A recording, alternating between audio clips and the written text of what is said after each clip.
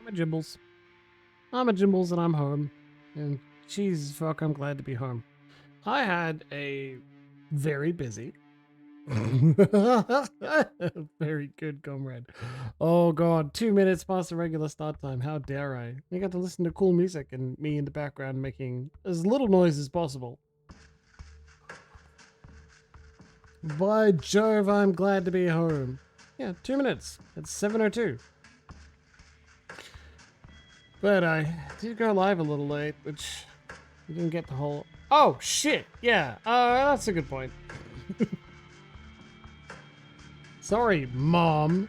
I didn't come in on Wednesday. Yeah, well, I called in sick.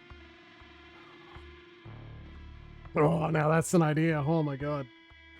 Maybe I could like take a long lunch one day and then stream in the middle of the day to entertain all of my unemployed and casually employed people. How easy would that be? It'd be so good. The funny thing is, I was like sitting at my computer, just idly messing with an idle game, when I went, oh shit, it's past 6:55. Fucking hell. Nah, busy as. Today I was cleaning so much stuff. Poor Marvel was sick or something and left some mess on the couch and her bed and the pillows, like dog pillows. So I've been doing load after load of laundry. Ugh. Scrubbing and scrubbing and scrubbing. Went for a jog to do the old hello, Hermit. Do a bit of like physical exercise, brain clearing, and that seemed to work. Plus, I got to run Baby K in his stroller with Marvel the Sausage Dog by my side. And since they're both pretty slow, I get to jog at walking pace. I seem to get the happy chemicals working, at least a little bit. It's mandatory. Kind of sad I won't be able to do it tomorrow. I'll be in the office tomorrow. Doesn't mean it's not going to be good. So I've returned from Melbourne, which I was visiting with Emma Stitches, seeing some family. Not only her family, but also my family, and I need to reiterate how tiring that is. You know? Like seeing even my family, my friendly family. Look, noted YouTuber and enemy of many traditionalists and some dipshits on 4chan's cooking board, Adam Ragusea, had a really excellent statement about holidays. It's like, once you have a child, you no longer go on vacation. What do you mean? No, you go on trips. You will take a trip with the baby. Baby K, an excellent baby. 10 out of 10, top ranked baby. 99th percentile baby. But still, you gotta be responsible the whole time no matter what. Even if there are ostensibly grandparents and great-grandparents that you can hand the small child to. Still exhausting. I found myself sleeping in later and later in Melbourne, and one night I was like, I can't drink this terrible Blend 43 coffee anymore. I'm in Melbourne. I need to get better coffee than this. I'll take Baby K. I'll put him in the carrier. We'll go. Hey, Lexi. We'll go for a wander. Closest decent cafe is 15 minutes away? Fine, I can do that. 30 minutes there and back. Stop for a bagel? Perfect. I just slept through the whole time I intended to go. Not just because Baby K was teething that night. I had to get up a couple times. I just needed it. It's exhausting. And now I'm home and it feels like it all hits me at once, and now I can just rest, I guess. Rest as in log into work. Attend some meetings, book another meeting, listen on others, go for a jog while listening to another meeting. Like, yeah. Fan out from under the house. Yeah, well, fair enough. And like, exactly, Hermit. They weren't exactly a huge quantity. It's just I don't see my family often. I don't dislike them. Yeah. I'm here in Canberra. And every time, like, oh, I'm running on an emotional high the whole time. Now I get to rest a little bit. We get to rest for a bit of vampire, huh? I'm also about to hit 400 days on Duolingo. We've already done today's. That's another... Look at that, another milestone. Congratulations. Learning more French. I keep identifying gaps in the knowledge, sure, but I also keep identifying, oh, I kind of know how to say that.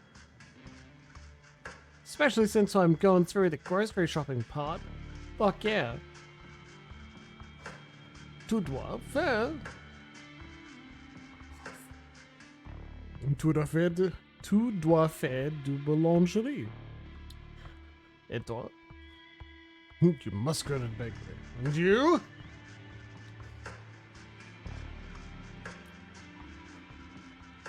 Yeah. I gotta admit, yeah, that's a lot. My 2 sisters and I. That's enough. It's a lot. Anyway, you want to do some vampire? I've got some water, I've got some decaf coffee. Big pot. So I have good coffee I brought back from Melbourne. Caffeinated coffee. I had that earlier and it was fucking great. Now I've got a big pot of decaf coffee and it's also fucking great. And the flavor profiles are different. God, I love being able to tell. Pretentious but lovely. Yeah. Yeah.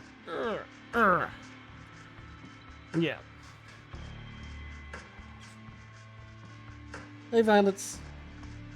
Yeah. It was lovely.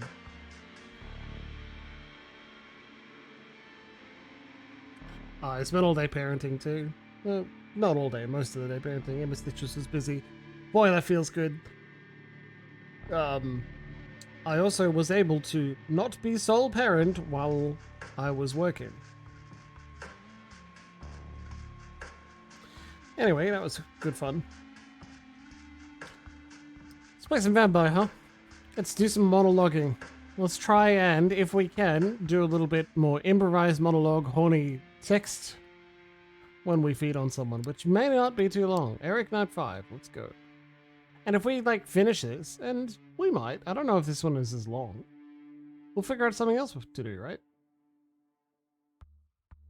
Oh, we've got to do that. Invitation to meet a mysterious someone at the Cathedral of St. John the Divine? Absolutely. We had a bit of time just being turned into a vampire. You haven't been to a church since you became a vampire, or kindred as the euphemism goes. You had to focus on concrete, practical things like survival and feeding. You've learned the essentials of the vampire experience, but you don't really have a clear idea of what it all means. The Cathedral of St. John the Divine is the New York landmark. You've been inside once when you were much younger. You marveled at its Gothic facade. Looking at it now from across the street, it feels ominous. The prospect of an anonymous invitation to a secret meeting is a worrying one, but the venue is well chosen. It's hard to imagine a violent attack in a place like this with eyes everywhere. You enter the cathedral discreetly. You quickly learn this is an essential skill for a vampire, how to move without anyone noticing you. The full force of the cathedral's architecture hits you as you walk between the pews. If the architect meant to create the feeling of being small in the face of God's glory, mission accomplished. Based on the note, you're assuming that whoever you're meeting is somewhere in the front. As you step closer to the high altar, it feels as if something is dragging at your feet, as if the stone beneath you has resisted your movement. Maybe. But it did say, come join me next night, and it was slipped onto our door after the first time we were given a choice of where we want to go, so... Maybe, but also possibly not. Maybe it's something you pick up so quickly.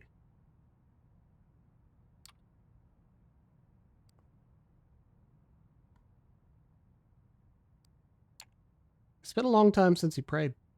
You wonder whether God listens to creatures like you. What a cool concept. I wonder if a particular covenant, like, deals with it in Requiem. I wonder if it's something that should be looked at in greater detail. Fatalistically, you take a step, and another. You're not sure if your God is present in this cathedral, but perhaps it doesn't matter. What you feel is real enough. There's an old man sitting in the front. You see only the back of his head, bowed down in silent prayer. Your footsteps echo on the floor, and he turns to look at you. You can't take your eyes off him. He's tall, dignified, white hair balding, a few strands escaping to the sides. He's wearing glasses and simple clerical clothing. His eyes are warm and pale, too kind for someone like you.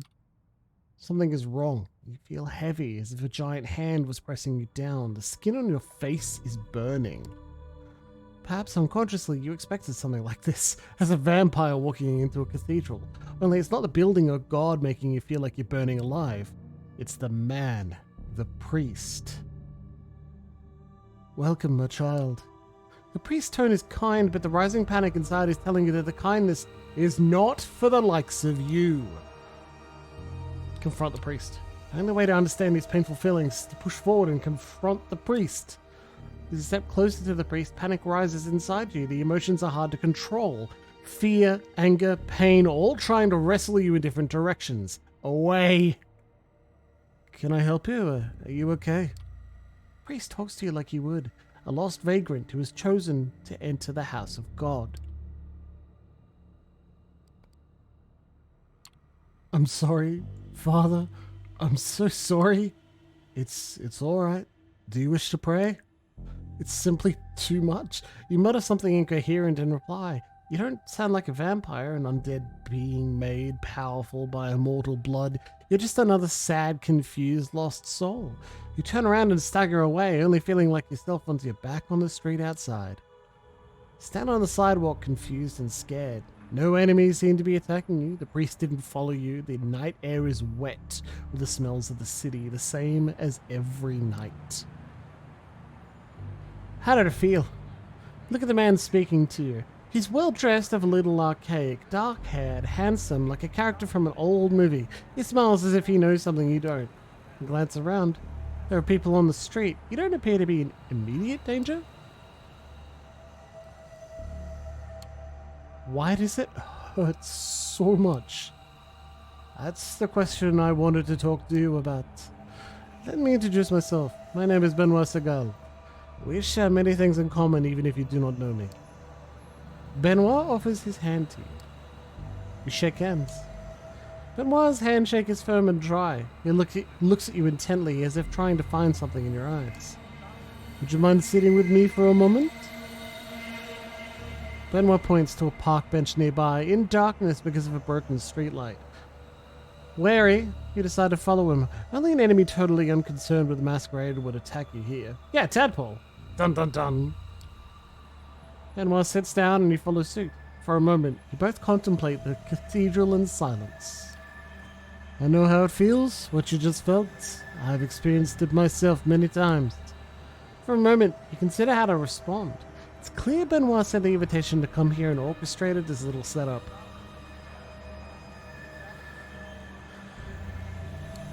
I'm thinking of hitting him in the face. Do I have a reason not to?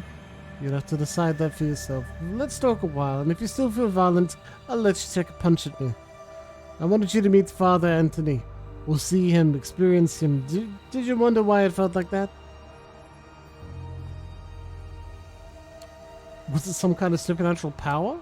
No, not at all. I don't think so. It's his faith that makes you feel like that. He's safe in his belief while you are one of the damned. Do you ever wonder what's the role of a vampire in God's creation? Yeah,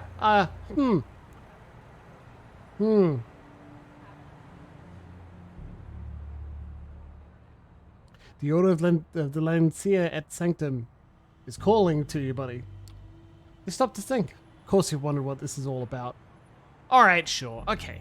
In Requiem, the sequel, spiritual sequel, like the new World of Darkness Chronicles, there's a whole covenant, like a large group, political group of vampires. Instead of having the three of Sabbat and Camarilla and Anarchs, instead they've got 5 to begin with, and they don't automatically hate each other on sight. They disagree on what it means to be a vampire, but they're not interested in the eradication of all of the others. So like that's interesting. But in practice we've got like Circle of the Crone, which are like pagan, blood sacrificey, really interesting. We are the beasts and we come from the mother of monsters and we work together to hunt the night. That's just what we're for. Very similar to Sabbat, except the big old magic feel. Very interesting, fascinating. Love it from a horror perspective. The Invictus, which are essentially the Camarilla, except they've fallen. So, like, they are business vampires. They can't hold the Masquerade. Everyone holds the Masquerade. But they are business deals. Being in charge of things, organizing, having connections. Political vampires. I get less joy out of the Invictus, obviously. The Auto Dracul, which is formed by Dracula, and I love Auto Dracul. They are vampiric scientists trying to understand the vampiric condition as much as possible and get beyond their banes. And they're fascinating. They do really interesting inhuman experiments, not just like tying people down and cutting off limbs, but like, what happens if I kill a particular person and then follow everyone who's emotionally attached to them to see what the impact of a single life is? And where do I fit into that as a vampire? Evil jerks, love it. And through that, they try to beat the Bane of Sunlight and Torpor, that sort of thing. Very cool. The Carthians, and the Carthian bloodlines are really fucking brilliant. They are vampire political firebrands. And they stand not just against Invictus or something similar, but they stand for, we should look at how humans are trying to arrange their society as inspiration. So they do things like hold debates and hobby groups and get together in political rallies and try to have a different kind of vampire society that doesn't revolve around simply power. So, you know, that's where all of the anarchist vampires are. And that's fucking great. Love it. Love the idea of a left-wing radical group. They're not all explicitly left-wing either, but a radical group of vampires trying to build a better society. That's just a great idea. But finally, the thing I keep bringing up here is Lancia et Sanctum, Latin, are deeply religious and very like Catholic, but they're Baptist offshoots, vampires. They're like, we're vampires as a punishment from God. Our sacred, holy duty is to terrify bad people into being better people. That's our entire purpose. God put us on this earth because we sinned, because we were bad people. We did awful things, and now as part of our repentance, we must be the monsters that scare people straight.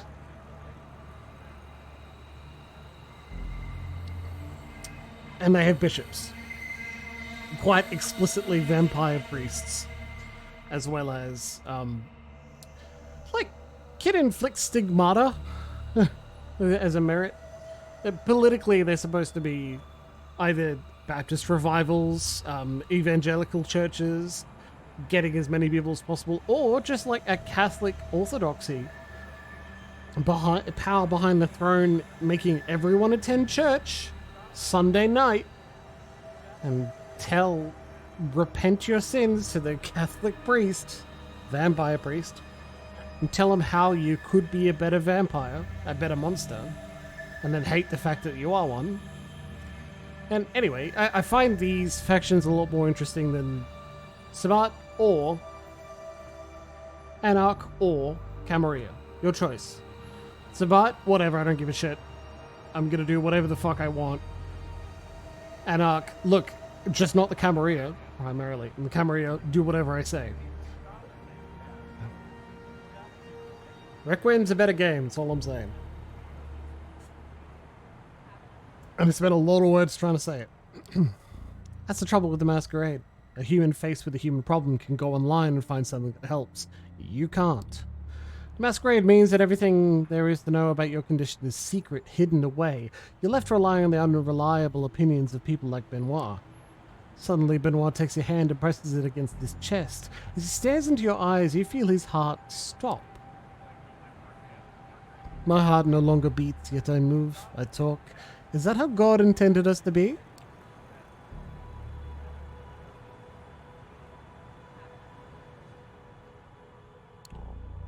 Well, I don't believe in the supernatural. There's a natural explanation for all of this. We just don't know it. Maybe there is. I don't know either. But I know that Father Anthony's faith is real.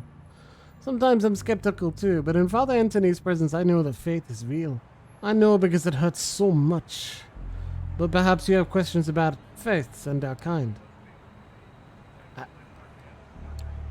Perhaps we are divine, not damned. Benoit laughs, and for the first time the aura of bitterness enveloping him lifts. You're clever! There are many religious cults among the kindred, even more among the Anarchs. Some of them do believe we are divine. We die, we rise again, just like Jesus.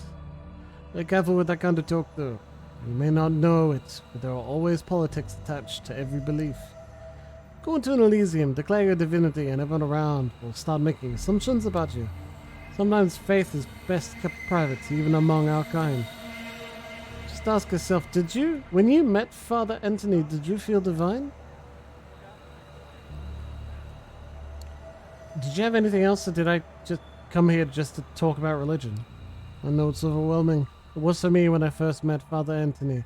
I know there are others like him whose faith shines like a beacon. Priests, old ladies, children, anyone can have that conviction inside them. This is too much. You expect me to go along with all this insanity? Benoit nods patiently. Let's meet again in a few nights here at the cathedral. We can talk more after you've thought it through. We'll leave Benoit sitting in the shadow of the cathedral, contemplating what lies within. It would be easier to ignore his words without reality of what you experienced. Father Anthony was holy. You know it to be true, but what does that mean? Ooh. Jezebel's child. Sophia mentioned a gangrel neonate by the name of Tamako, who's made herself a haven in Prospect Park. The ferals aren't exactly a social bunch even by kindred standards, but if you can keep her from clawing your eyes out just long enough, she might be persuaded to join you.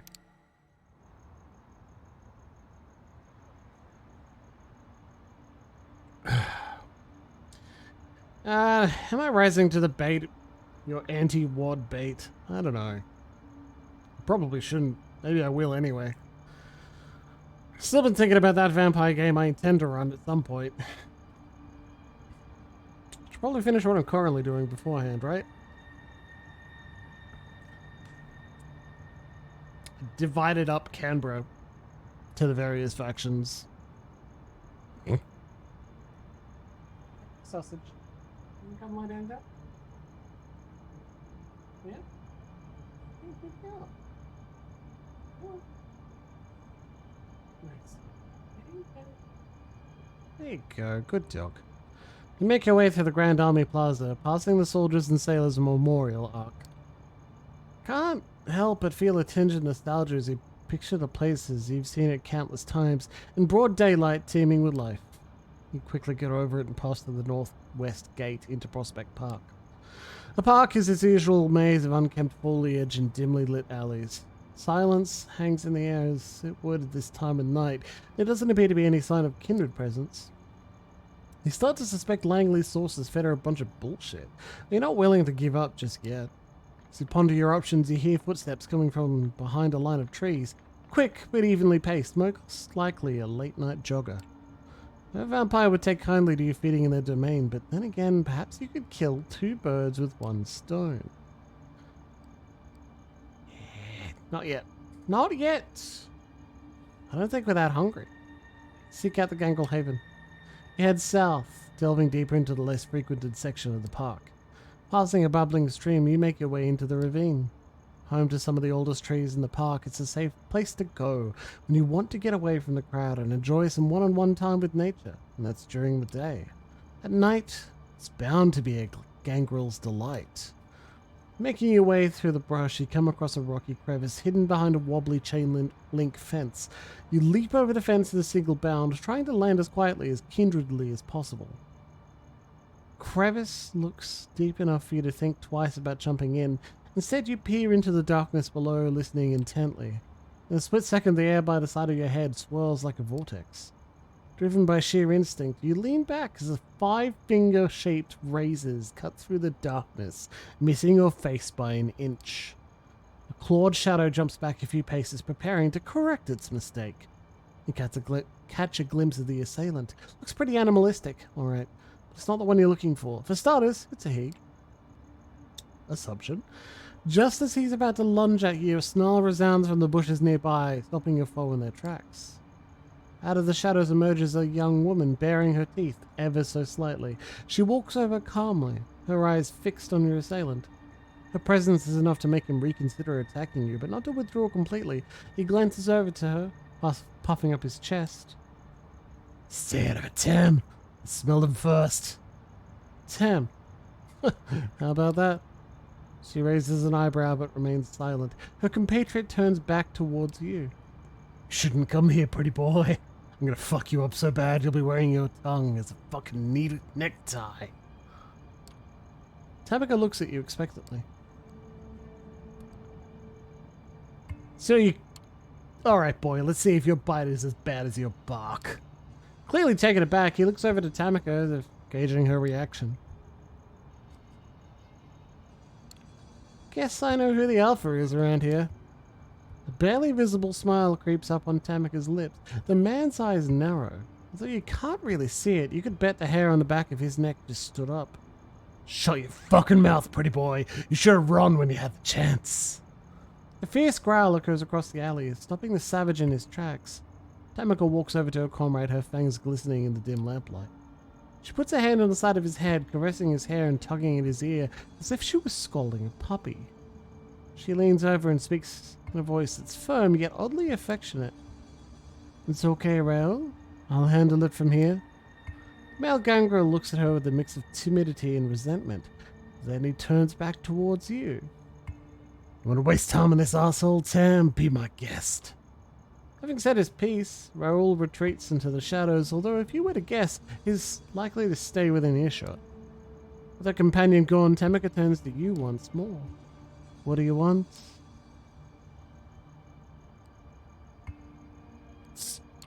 Straight to the point, huh? I like that. I don't care what you like. Now quit stalling, you have something to say. Say it. I come with an offer. I'm willing to offer you my services such as they are. All I would hope for in return is a fruitful, long-lasting relationship. So you want to help me with something because you want to be my friend. Is that about right? Well, it sounded better the way I said it, but yeah, that's the gist of it. Uh-huh. She puts on a veneer of skepticism, but you can tell she's intrigued. That's very earnest of you. It's also kind of silly, but I think I'm okay with it. What I'm not okay with is putting my ass on the line and getting stabbed in the back for my trouble.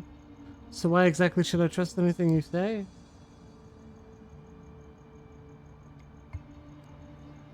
I know how the Camarilla treated your sire. I know you got all burnt. I know you all got burnt. That's not how I do things, and you're not Jezebel. For a brief moment she stares off into space. You can tell you struck a chord. Finally, she snaps back to life and looks at you with a mix of hope and melancholy. I'm not, aren't I? For a brief moment, she stands there, motionless, looking straight into your eyes as if trying to size you up. Finally, she looks away. Looks like she's come to a decision. Just so we're clear, I don't trust you. I had no reason to. Frankly, you sound more lost than I am. Still, you have that earnest look about you. Naive, almost. I can tell you believe what you're saying. So I'll give you a chance to prove yourself. Have some outstanding business to take care of. I'll let you know once that's done. Meet me here and we'll see what you're really made of. And with that, Tamika disappears into the night. That went pretty well, all things considered. Oh. We have to go rest. Not enough time to not rest.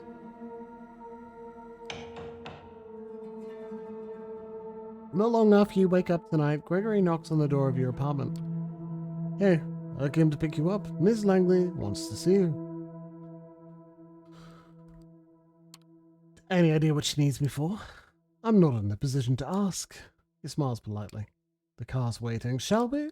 You wrestle with the same thoughts as a few nights ago. Maybe you should just leave, disappear, let Sophie find somebody else to employ. Then you remember the Anarch thug being cut down by Kadir and how close you were to the same fate, not even a week ago. And it might still happen if you step out of line. You follow suit. As with your previous visit here, Sophie seems not entirely present when you enter. Her eyes are locked onto one of the paintings in the room. Pretty sure it was here earlier, but she's behaving as if she's seeing it for the first time in her life. Entirely entranced.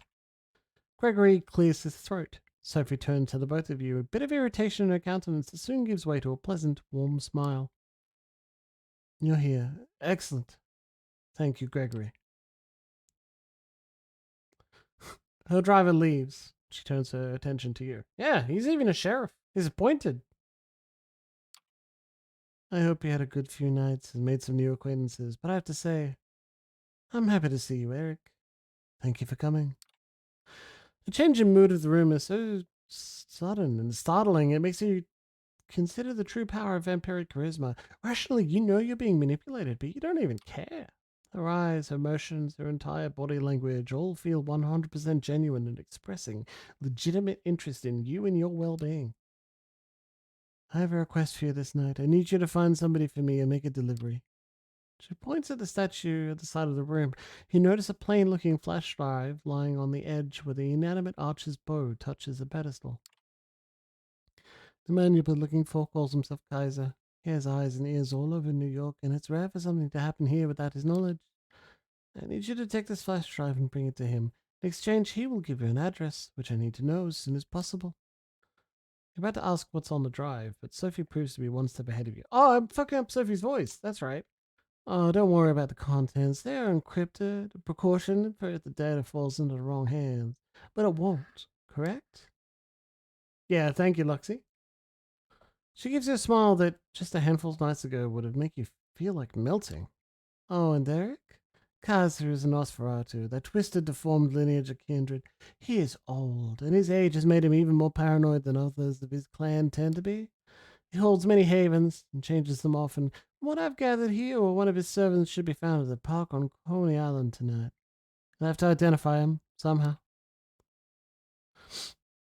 I'm told Kaiser has spent many of his nights these past few years being driven about in the city in a black limo. Maybe keep an eye out for it.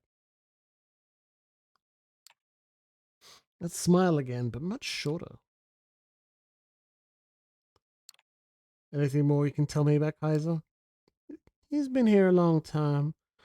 About as long as I have. He got into a lot of trouble for exchanging information with both the Anarchs and the Camorri in the past, but ultimately got off scot-free. Kaiser's web of information proved to be strong enough to shield him from the consequences of playing both sides. Some say that's the best proof of his abilities. In any case, be careful when talking to him. He's very particular about everyone's etiquette, except his own. Good night. Good luck.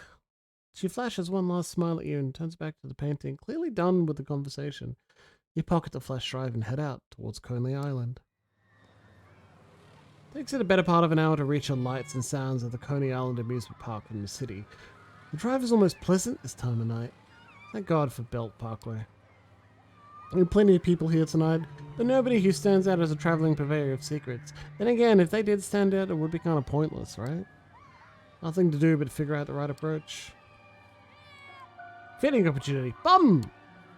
Temporarily stumped, you feel frustration building inside. You want to recognize what this is. Hunger. The beast calling to indulge your vice and lash out. It has to be silenced.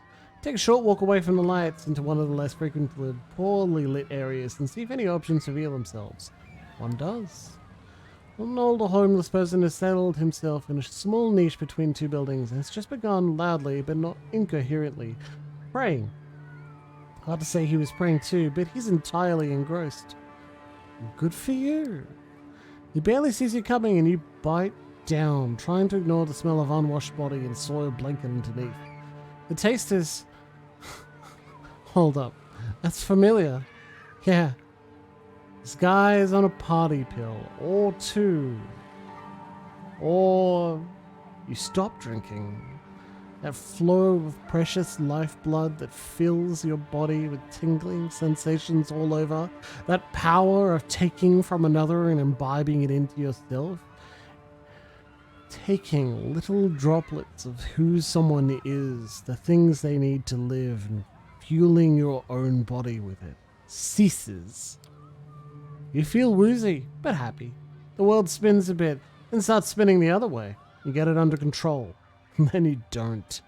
You feel your thoughts scattering in all directions, every detail of your surroundings turning into a potential fascination.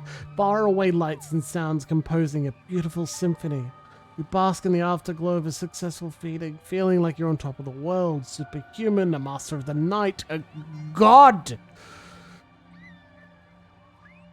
A few tangents later, a stray thought saying, "This isn't good," breaks through the layers of noise inside your head, and you realize you've been standing in place for 15 minutes. And staring at you intently is a man with a gun in his hand. Huh, there he is. Stay put. There's someone who'd like to have a word with you. We're gonna wait for him right here. Who's the guy I'm meeting? Your words come out slurred, barely coherent. Someone's gonna be pretty pissed that you hunted in his domain, buddy. Gotta tell you, I'm not envious. The hum of a car engine and the soft screech of brakes reach your ears.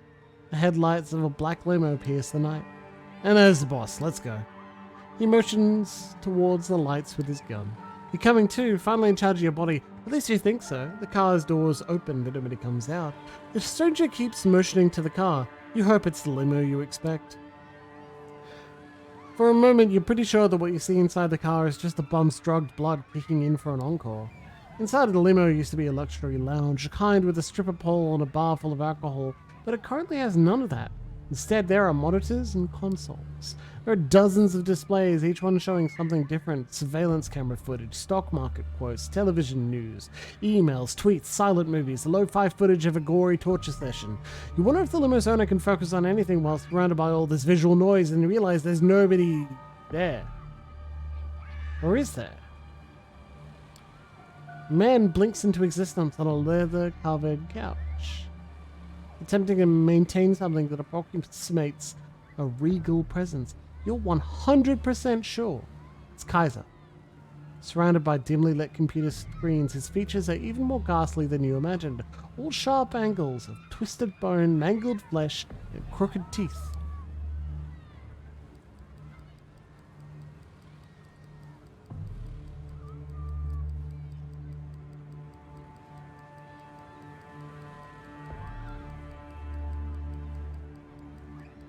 Like that. Or that. Or that. All of these are buses, though? Limo bus. Okay. I think they count.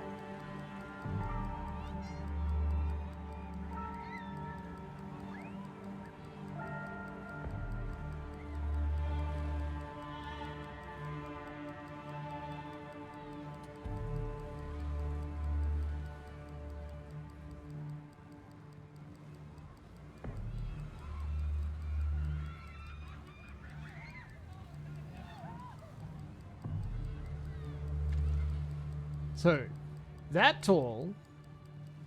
No pole in here, though. What if it's a Hummer limo?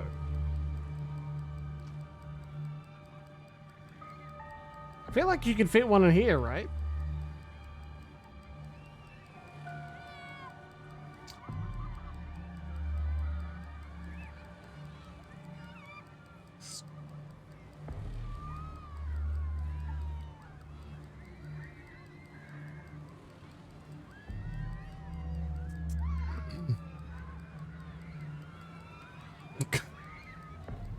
It's my fault. He bears him an awful parody of a smile. The doors close behind you.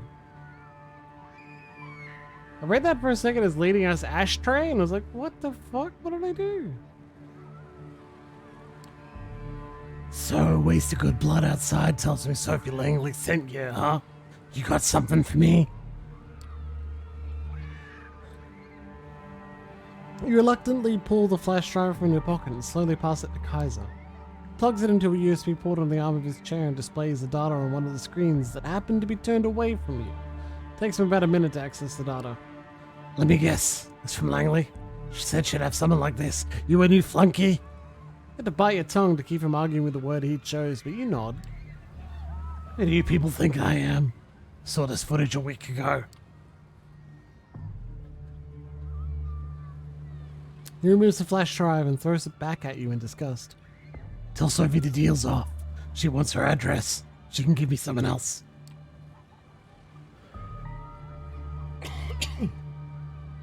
Ask how you can make it up to him.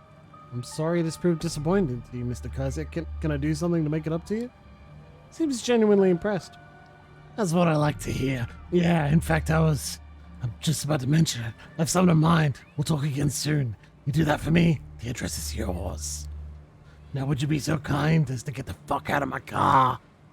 Pretty sure you're done here.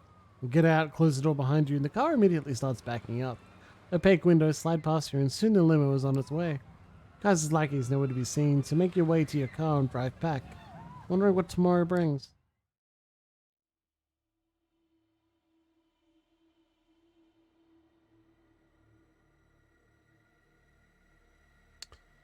Yeah, like, they're often dressed pretty sharply. There's a Nosferatu in...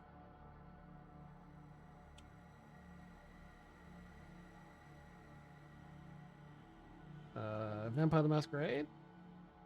Bloodlines?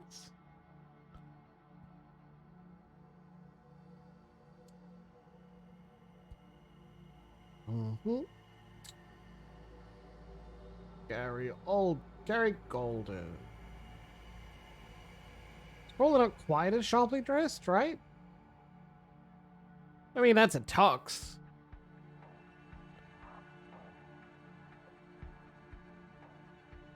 Shrug.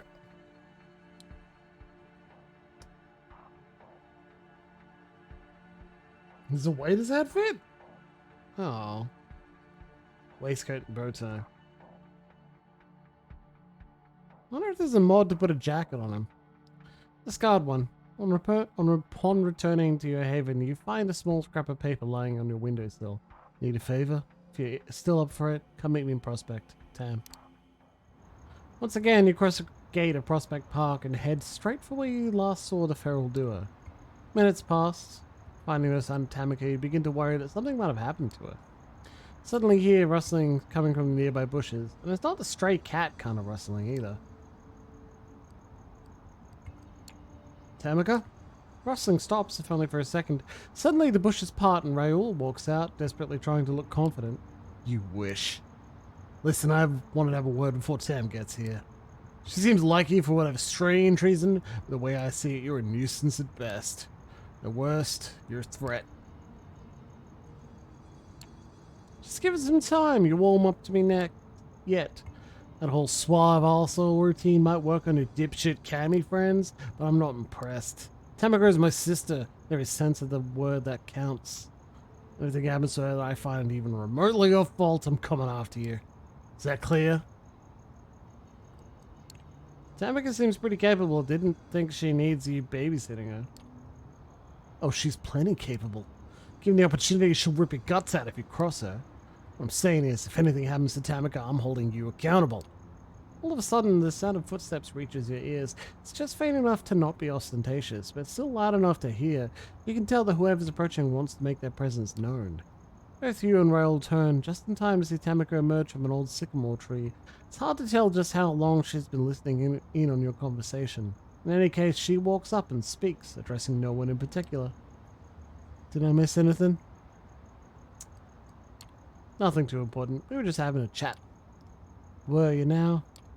She gives Raoul a scornful look like she's about to rub his nose in his own crap. What about? Nothing. You know where to look for me, Tam. Sure do. Hey, cleric. Vampire stuff. Improvised defeating scene on a homeless person who was on drugs. You know, fun times. And with that, Raoul takes his leave. Tamika waits in silence, just long enough to make sure he can no longer hear her, and addresses you. Have a favor to ask? Sure, anything. She raises an eyebrow. Anything, huh? Careful, I might keep you to that. I meant what I said. Look of genuine surprise washes over her face. She blinks, as if trying to revert to a default resting bitch face setting. I have an errand to run. I was hoping you'd come with me. There's a place east of here. It's a short walk. We should be back in 2, maybe 3 hours. Wait, we're walking as in on foot in New York City? I don't like cars, alright? Remind me of old times before I became this. It can be distracting. So can we go? You're being awfully mysterious. Can't you just tell me what this is about? It's a private matter. I'll explain later. It's nothing shady, I promise. And so you head toward the parking lot, accompanied by Tamika and a lot of unanswered questions. Yeah, right? That's a bit of an odd statement. Everyone in New York... Wait. Subways. Friends, that's what we're forgetting. And what the game is forgetting, too. He said a 3-hour walk would probably be made a lot shorter by getting on a goddamn train. And I think I shouldn't have been like... What? Not taking the subway instead of what? Not driving? No one drives in NYC. It's awful. Not a hard enough time driving in Melbourne. Following Tamika's directions, you finally arrive at the Evergreen Cemetery, one of the oldest burying grounds in Brooklyn. You enter through the southwestern gate and follow your companion through a sea of tombstones. It's a nice enough place as far as graveyards go, much less homogenized than the usual flat field littered with identical markers. Tamika confidently presses on, swerving and weaving along a pre-programmed path. It's clear that she's been here more than a few times. Finally, she makes a sharp left and takes a few more steps down a gravel walkway, coming to a sudden stop in front of a modest headstone. Inscription reads, Luca Santiago, beloved sister and daughter, born 1991, taken from us too soon. With her eyes fixed on the gravesite, she lets out an absent-minded utterance. I need a moment alone. Not long, 5 minutes at the most. You look around in search of a good spot to wait for her and pass the time. At the far end of a nearby lawn, you notice a lone bench situated under a weeping willow. Suddenly you hear voices, distant but slowly approaching. Judging by the tone and timbre, you're guessing it's a couple of teenagers out to get the late-night kicks among the dearly departed. I'm older than that! Might be a good chance to feed. And again, you could just pass the time walking around the area. It's actually quite nice in a dark and somber kind of way.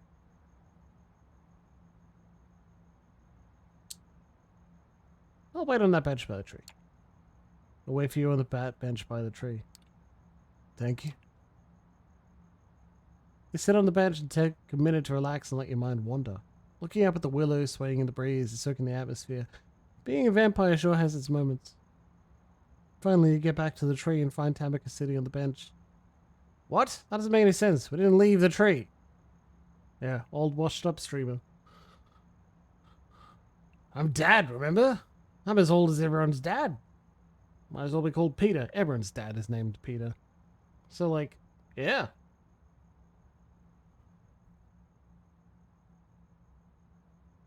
Let me just... Oh, well. Here I am, rubbing the cradle of all the youth. You look over to her, doing your best not to stare. She looks down, crossing her arms and putting her hands on her shoulders. In an instant, the ferocious savage disappears, replaced by a vulnerable young woman. I think I'm done. You feel like sharing? No. But I guess I owe you an explanation. She looks away. You can tell she's struggling to open up to you, so you remain silent, trying not to make her uncomfortable.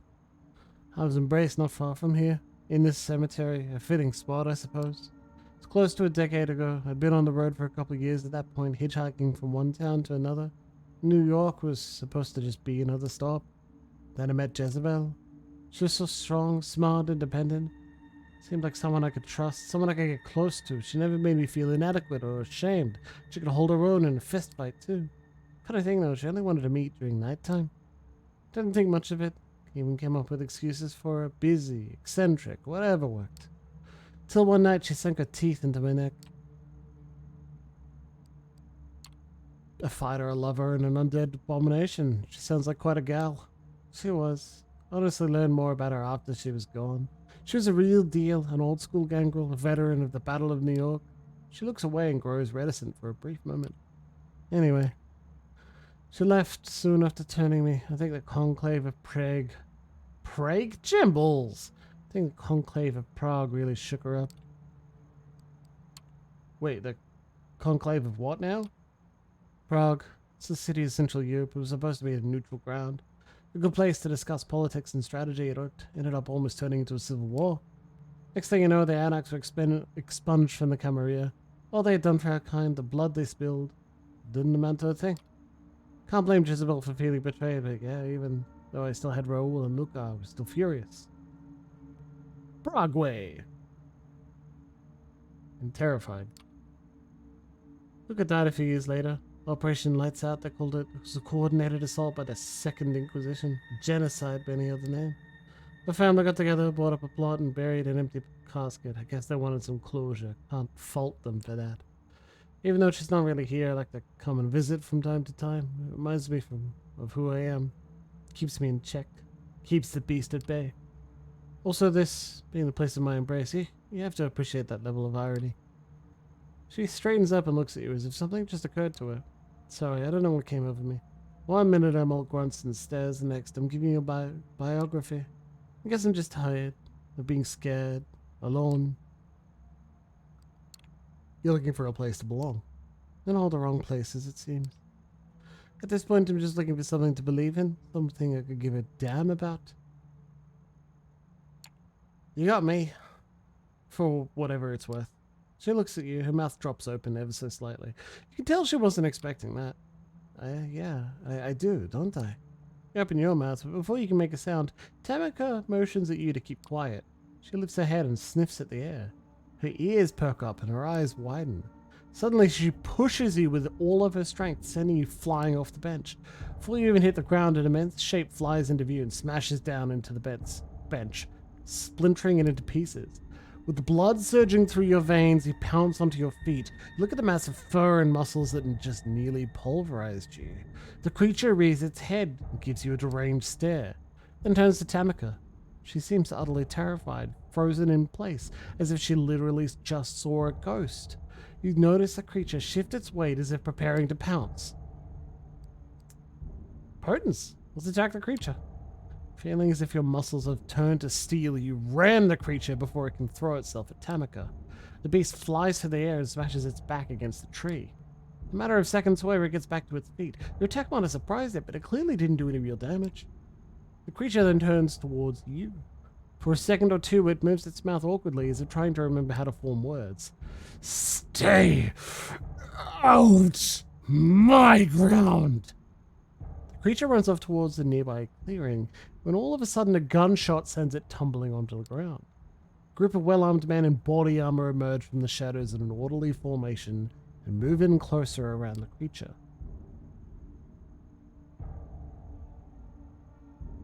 Let's walk out to meet him! Not sure who the men are, you decide not to immediately assume they're hostile. After all, the enemy of my enemy, etc. And so you start making your way towards the group. You only make it a few steps before Tamika grabs you by the arm. She gives you a bewildered look. What the hell are you doing? We need to hide now. Deferring to her judgment, you promptly follow her behind a nearby bush. Luckily, the men don't appear to have spotted you. From the relative safety of the thick foliage, you watch in silence as the group of armed men subdue the creature using steel nets and cattle prods. In the corner of your eye, you catch Tamika looking away as if she finds this whole spectacle somehow distasteful. She speaks under her breath, her voice shaking. Can we get out of here? I see no reason to object. Hi everyone, what's going on over there? Oh god, I'm being tased! The walk back turns out to be a quiet and somber experience. You both walk in silence. The city a blur of lights and cars careening by. You look over at Tamika. She seems lost in her thoughts. Finally, you decide to break the silence. You have any idea who those guys were? They look just like they knew what they were doing. They did. They spend their whole lives either training or hunting our kind. They're the Second Inquisition. It's been a while since I saw them operating in New York. I'd never expect them to go after the scarred one. Hell, even until today I wasn't even sure he existed. The scarred one? That's the only name he's known by. There's a cautionary tale of a young gangrel. Here's what happens when you let the beast take over. Always figured him to be more of a metaphor. Seeing him in real life, it's as if a Christian just happened to run into Judas Iscariot one day. And he's seeing him hunted down by the SI. I don't know what to think. I don't even know where to start thinking. Deciding to give her some space, you spend the rest of the night You spend the rest of the walk in silence. Soon enough, the familiar tree line of Prospect Park comes into view. You stop by the entrance nearest to Tamika's haven. She keeps walking without so much as a word or glance in your direction. She stops after several paces and turns back toward you. I'm sorry. Thank you for coming with me, but now I have a lot of shit to figure out. Once I do, I'll let you know. And with that, she disappears among the trees. Seeing no point in sticking around, you take your leave. Rest time. You're walking down the street towards your haven. In some other town, the sidewalks would be deserted this time of night. In NYC, there are plenty of passers-by going about their business. It's easy to be paranoid when you're a vampire surrounded by a crowd of humans. A kindred of many enemies, and all those enemies have one trait in common. They're invisible, indistinguishable from normal humanity. Other vampires, hunters, all look like people. That old man, just a tired restaurant worker, a kindred thrall tailing your movements. The officers idly waiting in a patrol car, ordinary cops, or Second Inquisition specialists looking to end undead threats. This kind of thinking leads to madness, but you can't shake the feeling that someone is watching you. It's not the first time you felt like this.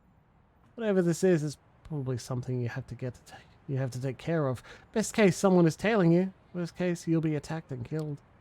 Unfortunately, being undead has its limitations. The sun is coming up soon, and you'll be burnt to a crisp if you stay on the streets. You reach your haven and settled in for the day, disconcerted by the idea that someone might know where you sleep.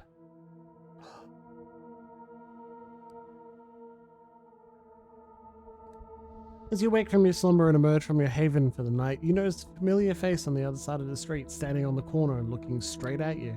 It's Kaiser's lackey, whom you met recently, Jackie. He nods to you, encouraging you to approach. We never learned his name. His hands are outside of his pockets. He seems pretty relaxed. He's keeping his eyes on the street, though, as if making sure you're alone. He smiles awkwardly when you approach. Evening. Got something for you from our mutual friend. He produces a crumpled piece of paper from his jacket pocket and hands it to you. Read it, memorize it, give it back here. It's a letter. The paper might be just a page ripped out of a spiral notebook, but the writing on it is exquisitely detailed and deliberate. It reads, "Time to square your debt with me. Go to the wine shop at 232 Mulberry Street and ask for the 1821 Special Reserve Donatello Negramano. When they tell you don't have it, say you are Fedele Servitor della Formaggio G. Those exact fucking words. Make sure you get the G, right?"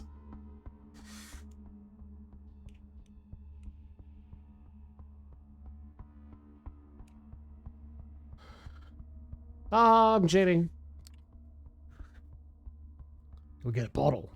Just take it and leave by saying grazie. Don't ask how much it is or anything else, just walk out. When you have it, come back to Jackie Boy here and let him know. You done? Memorize that shit and hand it over. Didn't peg your boss for a letter kind of guy. Has an electronic communication his all shtick. Yeah, well, some things are better done the old-fashioned way. You about done with the letter? Note the phrases and address mentioned in the letter and hand it back to Jackie. He immediately reaches for a lighter and burns the letter, putting out the ashes with his boot. So yeah, when you do what the boss asks, come back here so I can tell you where to go next. I'm in that alley over there, so find me when you have the item, whatever it is. I don't know. The boss made extra clear that I shouldn't care, so I don't. Yeah. He shuffles away and leaves you to pursue the lead from the letter. Time to pay a visit to Nolita. You arrive at the address mentioned in the note. Not counting local restaurant patrons, the street is mostly empty this time of night, but curiously, the wine shop is still open. Thank you, lads. Inside, a small, middle-aged woman with curly hair stands behind the counter in front of a wall filled with wine bottles. There's a door at the back of the room with a small table and a chair occupied by a man in a black faux leather.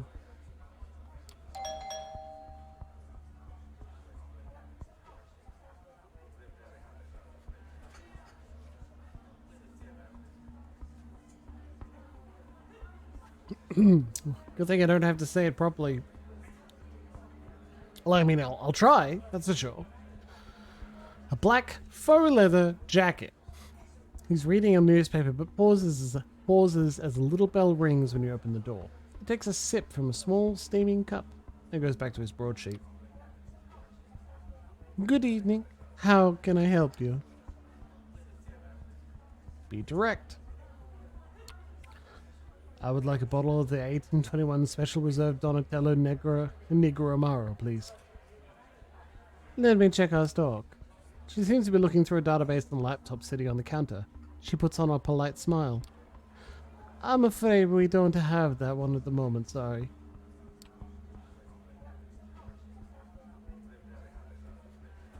Let's recite the phrase straight and simple. I am a fedele servitor della famiglia G. Ah, in that case, let me see if we have any in the back. A waiter here, please. The woman leaves the counter and goes to the doors in the back. Well, are either of your pictures here? Are either of you vampires or servitors of vampires? If so, I'd love to monologue. Like... Oh, yeah, and that actually makes sense, too. Giovanni. Alright. Old vampire lore again. Cleric Bard probably just went, oh, of course.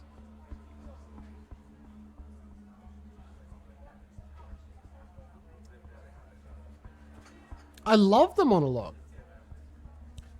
I don't know if I could hack your pictures into the game, but I probably wouldn't stream it if I did. It'd be funny, though.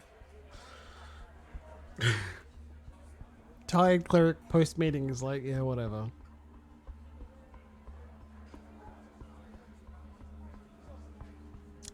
But if, say, we set up one of you as a character, as one of the main characters and another one as an NPC, I would say have to narrate a monologue, one of you biting the other and the sensations that washed over each of you. Oh no, such a shame. I'd hate that. The man by the table puts down his newspaper and takes another sip from the cup, washing it down with a gulp of water from a nearby glass. Tries to hide it, but there's no doubt he's watching you. About a minute passes. Melty brain is totally fine, cleric. I approve. Remain silent and wait. Remind yourself of what Kaiser wrote in the letter and keep quiet, patiently waiting for the woman to return from the back of the store. The man finishes his drink and starts doodling on the newspaper, his eyes darting to you every so often. The doors to the back of the store open and the proprietor emerges with a small, unlabeled, squat bottle of crimson liquid. She gives you an apologetic smile. Scusi, sorry for taking so long. Turns out we did have it. She offers you the bottle and you reach out to grab it, but she retracts it. You do know what this is, don't you? You focus your blood and immediately see both of the people in the shop focus intently in on you and what you're about to say. I know exactly what this is and I'm the right person to give it to. The woman gives you the bottle without hesitation. Grazie. Deciding you push your luck far enough, you nod and exit the store and take a brisk walk to your car. Nobody follows you as you leave Nolita and drive back to your apartment. Takes you some time to find a parking spot. New York, baby. But you finally get out of the car and start looking for Jackie. He's not far from where you parted ways just under 2 hours ago. Got the goods? Got it, but it was a hassle. Oh, boo-hoo. Stick around, I've got to make the call. Takes a few more steps into a narrow space between two buildings. Takes out the same high-tech phone you saw him carrying last time. Hey, boss. Yeah, they have it. Where do I point him to? Okay. Yeah, I'll tell him to go there right away. Puts the phone back in his pocket and then turns back to you. Willet's point. Half an hour, so you better step on it. See you around. Only a flippant salute. Jackie starts walking down the street. You make your way back to the car and drive. You had to push the speed limit to make it on time, but you're here. Willet's Point is quite a change of scenery. The place is a post-industrial dump, nearby stadium notwithstanding. You stop your car once you realize if you go any further down, the potholes kill your chassis. You step out into one of those gashes in the asphalt, splashing in the ankle-deep water. Kaiser's limo is nowhere to be seen. In fact, the whole place is pretty much deserted other than a parrot proprietor of a lonely bar, a middle-aged woman who's just locking the place up. Om nom nom nom nom. This is too perfect an opportunity not to take advantage of. She's walking to her car, ready to call it a night, when you sneak up on her. She's far too tired to resist your stronghold and swift bite. You can taste the caffeine in her veins. You can smell the cheap cigarettes in her hair, the old cooking grease in her clothes. You can feel who she is through the texture of her blood rolling over your tongue and sliding down your throat. As you take in her life essence and feel her grow limper and limper in your arms, you grow stronger and stronger. You become more tied to this person. You taste not just the grease in her clothes, but the years she spent learning the trade. You taste not just the cheap cigarettes in her hair, but how she's wanted to wear it this way for years until one day she finally decided it was worth it. And best of all, you taste that sweet, sharp, acrid caffeine addiction that she feeds constantly. And you feel it bring your dead cells back to life. She passes out, the assault of the closing note of a long day at work. You let her down gently, feel a pang of remorse. You're so close to her now. You've had so much of her deeply inside you, and her essence is feeding yours. Some long dead heartstring is plucked. You pick up the car keys she dropped and place her in the driver's seat. She'll find an explanation for passing out like this, for sure. The bright lights of a car pulling down the road illuminate you as you close the door. It's a black limo. Kaiser is finally here, it would seem. Same as last time, the car doors open, but nobody comes out. You know the drill. This time Kaiser is visible when you look inside. You sit down and close the door behind you. So you pulled it off without a hitch then. Give it here. Hand the bottle over to the Nosferatu. He uncorks it gently, takes a whiff, and puts the cork back in. That's the stuff. Good job, kid. Consider your debt paid. Oh yeah, and also take this. It's what Langley wanted. Passes you an envelope with what feels like a thick card inside. Thank you, Mr. Kaiser. Yeah, I'll send Jackie over if I ever need anything else done from you. How about that? Time for you to get out now. He waves you out of the car. The envelope in hand, you get out, back onto the torn asphalt and decrepit surroundings. The limo slowly drives away. Finally, you can return to Sophie and bring her what she wanted. Gregory lets you in. You hear a shrill, unpleasant laugh and you realize Sophie's having a guest over. Thomas Arturo, you met in Elysium a few nights back. That shriek is unmistakable. Ah, Eric. Oh, Eric, so glad to see you. Tell me, did the two of you have a chance to talk previously? Thomas picks up before you can. Why, yes, of course. That's such a good first impression you made, too. Miss Langley clearly did the right thing by taking you under her wing. I'm sure she thinks so, too, don't you, Sophie? Why, of course you do, of course. Well, I believe I must be going. I'll be sure to let Prince Panhard know your thoughts, Miss Langley, word for word, or as close as I can remember them. Hello, Violets. I appreciate it, Thomas. You two enjoy your night now. Good night, Sophie, Eric, Greggy boy. Gives you a sly smile. Sophie's driver opens the door for her tour. The guest steps out with a single wave of the hand toward his host and you. The doors close. So, what's his deal? Same as everyone's. Position, power, influence.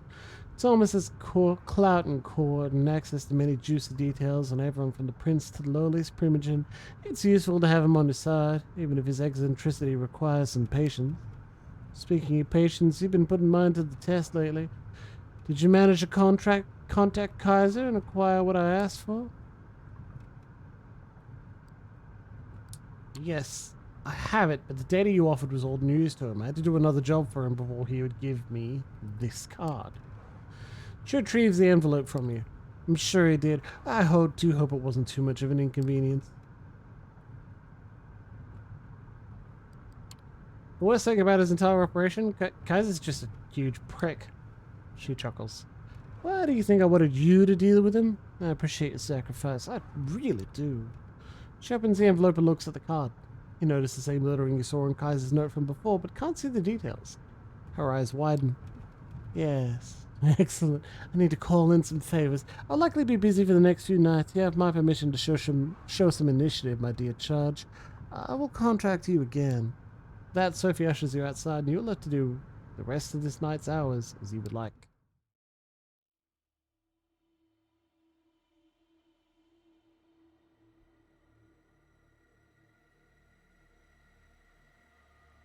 Oh, look, she said ASAP. We should go help Tamika.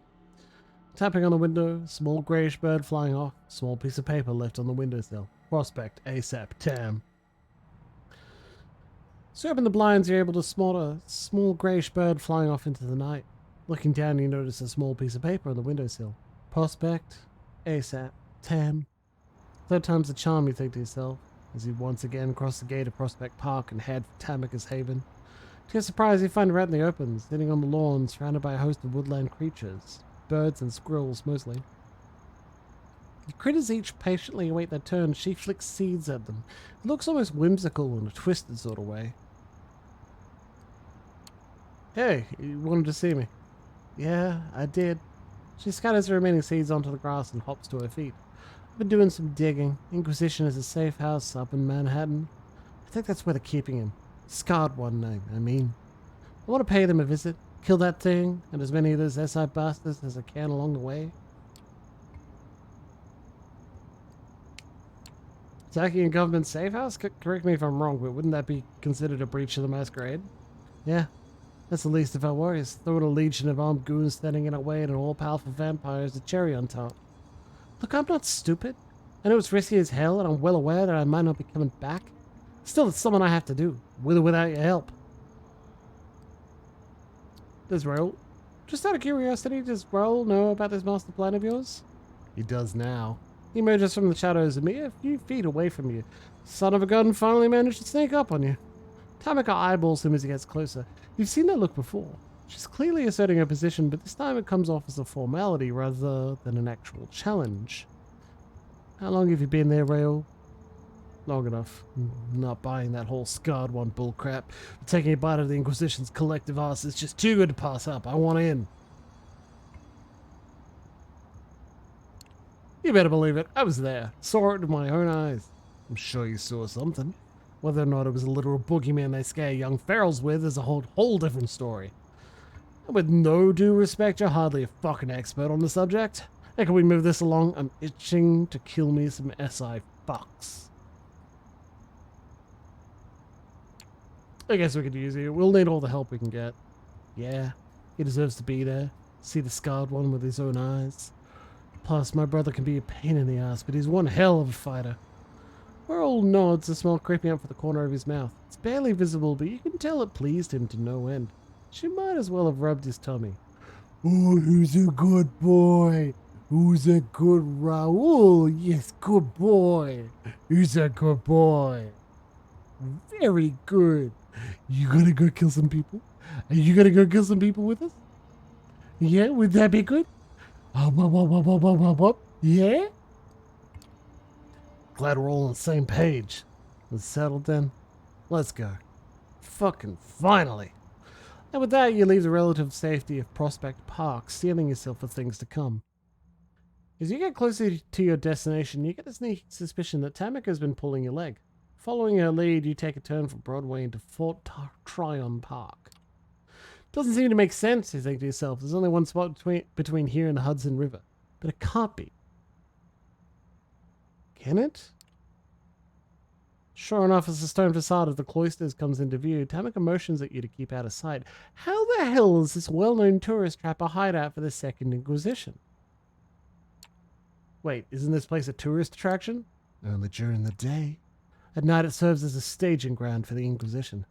My sources are to be trusted, and they usually are. They brought him here for what they'd call processing. Doubt they'll keep him here for long, though. If we want to get to him, it's now or never. As if on cue, a group of armed guards walk out of the museum, pushing a gurney with a large steel container on top of it. As they wheel it out into the open, a truck approaches. The operatives start preparing to load the crate onto the vehicle. You scan the area, trying to take a head count. Tamika beats you to it. Count at least 7. Probably more inside. We should do this quietly and check him out one by one. Raoul frowns.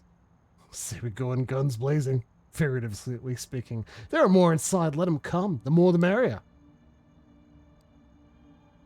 You fucking more... Yeah. I don't even know where they are. Let alone been there. Envious cleric, good job.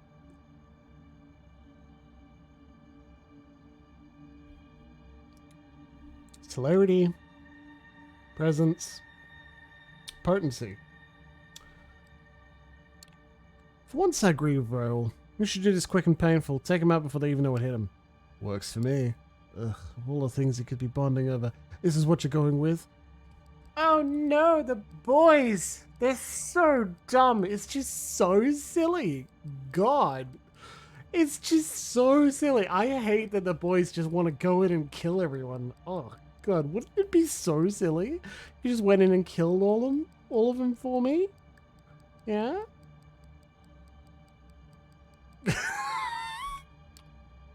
Fine. Let's do this your way. He strolls through the front gate, like three desperados about to clean up the town. Look over at Tamika walking on your right and hear Raoul let out a subdued growl on your left. As expected, the guards immediately turn to you. Three of them starts walking towards you, rifles at half-mast. You can tell they're not exactly sure what to make of you. Catch movement in the corner of your right eye. Before you can even tell what happened, Tam is standing on top of a dead SI operative, her claws dripping with blood. Raoul follows suit, lunging at the goon to your left, slashing away at his face. The man lets out a blood-curdling scream as his face turns to mincemeat. The third guard gives you a panicked look. It's now or never. Slash his throat. Deciding that now is not the time to mess around, you slash at the man's neck using your fangs. They cut through his artery with scalpel-like precision. Blood gushes all over, forming a red ribbon that hangs in the air for a split second. It splatters beneath your feet just as the body hits the ground. What a waste. Looking to the side, you notice Raoul looking back at you. He nods, looking almost semi-impressed. Apparently able to learn from one another's mistakes, the four remaining guards take aim and open fire. The air to your right starts to shift. You look over expecting to see Tamika, but she's nowhere to be seen. Instead, you catch a glimpse of a black wolf-like creature. It leaps through the air and lands on top of one of the gunmen, clenching its jaws on his throat. You don't have time to check up on Raoul, but judging by the highly unpleasant gurgling sounds coming from your left, you're guessing he's already taken care of another guard. 2 down, 2 to go. One of the remaining guards aims right at you. You feel a sudden jolt of pain as a bullet grazes your ear. Whatever you're going to do, better do it fast. Bones! Some muscles tense up like steel wires. You leap through the air, able to cover the distance between you and the guard in a single bound. Next thing you know, you're standing over his crumpled frame. The smell of fresh blood fills her nose and sets you on edge. Finally, just as you're left with but one foe, 3 more guards spring out from inside the museum. Clearly alarmed by the commotion, they come at you, guns raised. One of them aims at Tamiko, who has just emerged from her animal form. Clearly worn out, she kneels down, trying to catch her breath. The other boy points his gun at Raoul, who's having a bit too much fun finishing off what's left of the courtyard guards. Neither of them knows what's coming. No time to take care of both threats. Attack the one aiming at Tamika. Before you know it, you find yourself almost flying through the air, straight towards one of the gunmen. He's dead before he even falls to the ground. The other one opens fire in controlled burst, catching Raoul in the open. Driven by sheer instinct, he gets down on all fours and leaps to the side, trying to get out of the line of fire. You don't think you've ever seen anyone move that fast. Still, it's not enough. Raoul lets out a grunt of pain as he stumbles onto the dirt. A ferocious roar echoes across the courtyard as Tamika leaps onto the gunman. An agonizing scream follows as she plunges her claws into the man's eye. Yeah, makes sense, right, Luxie? I'm making the best decisions tonight. She then turns to Raoul, her hands drenched in blood. You all right? He staggers to his feet, pressing his hand into the wound on his arm. I'll live. Figure of speech. Dead silence falls upon the battlefield. 3 of you exchange tired glances. Is it over? Suddenly you hear a quiet sob. In the silence, might as well have been a gunshot. In an instant, you all turn towards it. Notice the last surviving guard standing by the container. Looks like he missed one. Paralyzed with fear, he keeps shifting his aim from you to Tamika to Raoul. He is severely fucked and he knows it. And since you're standing closest to him, you might as well just do the honors. It's time. You walk over to the quivering mess that mere minutes ago thought himself the toughest of the tough. Before he can react, you slap the gun out of his hands, lean in, and smile. Hi. Half a second later, your fangs are already halfway to his windpipe. The blood tastes sour, with a hint of cowardice and regret. It fills you just the same, not as indulgent, not as beautiful, not as poetic, but God, does it feed the fire inside. It fills you. The power you have used, raising the beast and bringing the hunger to a forefront, is quelled. It feels natural. It feels right. It feels beautiful to take life like this. He could have gone out with a bang. Chose to go out with a gurgle. Oh well, such is the nature of things. The SI operatives taken care of, you turn your attention to the containers sitting in the middle of the courtyard. Using your combined strength, you make quick work of the steel door. As you walk in, the moonlight from behind you illuminates a twisted figure huddled on the floor.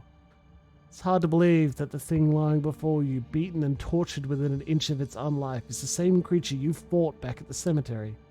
What the fuck is that thing? So what happens when you lose it? When you let the beast take over? His lips move silently as if searching for the right words. He looks to you and turns to his sister as if waiting for a sign. For a moment, Tamika just stands there. She looks down at the scarred one, the once fearful boogeyman whose very mention could strike terror into the hearts of her tribe, now reduced to a whimpering pile of flesh.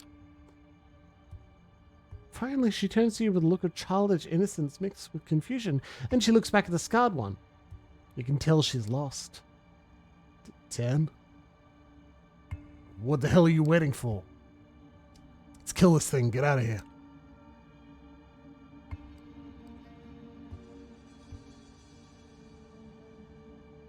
Kill? Maybe it's not a masquerade breach if we're getting rid of one of the holes. I actually thought we were going to, release it.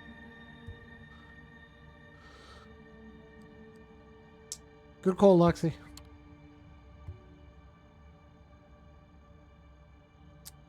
Oh, maybe, comrade. That's the bit I'm enjoying the most. Maybe. Can you give me a rationale as to why? You sure that's what you want? Look at him. It's as if he's dead already, in all ways that matter anyway. You fucking kidding me? We came all this way just to back down now? Stop talking. She's quivering, clenching her fists. You can tell she's about to reach a decision. I think that might be a you thing. If it was comfort, making you feel uncomfortable, you need a break, any, themes or things not working, then, yeah. But if it's pacing of a slow game, yeah, man, it's a visual novel, is what I'm doing. It's also faster if you're reading it instead of just listening. I really hope I'm on a second monitor while you're playing something. Or cleaning your room. I've heard that's an enjoyable thing to do. You have me on in the background and occasionally look over at me as you do some tidying or cleaning or whatever. Also good to use me for VODs in that way too. Shout out to my friends in the VODs. They're doing real well. They can also join our lovely Discord server by typing an ! Class into our chat or messaging me. Thank you, Herman. Look at him. Is it worth it? Look at him, Tam. There's barely anything left. Is it really worth it? Suddenly, the very air around you seems to thicken. You look over to Tamika. She's not quivering anymore. She looks down at the mess of flesh and fur curled on the steel floor. Her voice is calm and quiet. No, he isn't. You both turn to walk away when suddenly you hear a pained yelp, followed by the sound of a body dropping to the ground. You turn back to see Raoul standing over the dead husk of what was once the mighty scarred one. In one fluid motion, the boogeyman's neck has been twisted off his shoulders. Raoul, You had your shot, sister. I took it for you. Hope you don't come to regret it. Standing outside the steel container, the three of you take a moment to gather your thoughts. Look at one another, the blood staining your hands, clothes, and faces. In the pale moonlight, it appears black and shiny like a fresh ink stain on a fresh sheet of paper. Without another word, you head back toward the city lights. The journey back takes longer than it did the other direction. With bits and pieces of the Second Inquisition still stuck to your clothes, you decide to play it safe by sticking to back alleys and cutting through the darker corners of the city. Tamika stays several steps ahead, but both you and Raoul are quite content to follow her lead. You can tell that these last few nights have taken a toll on her, but not necessarily in a bad way. She seems stronger somehow, confident, more in tune with herself. Soon the awkward silence proves unbearable enough that you're willing to risk making small talk with Raoul.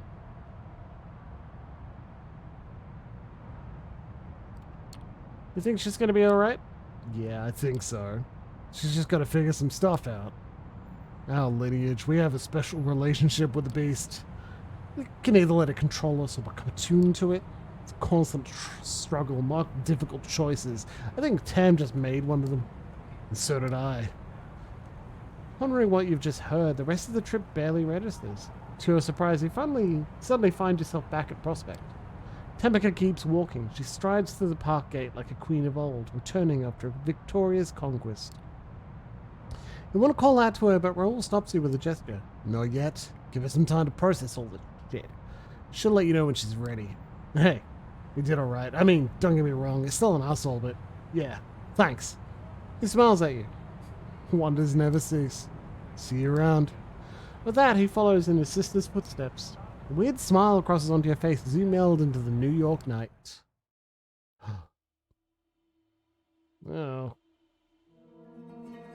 So we could do more than one a night, but I guess not. Whoa, look at that.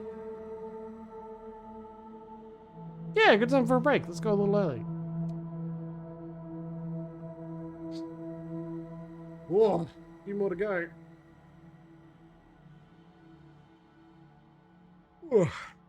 Stretch time, baby. Back soon.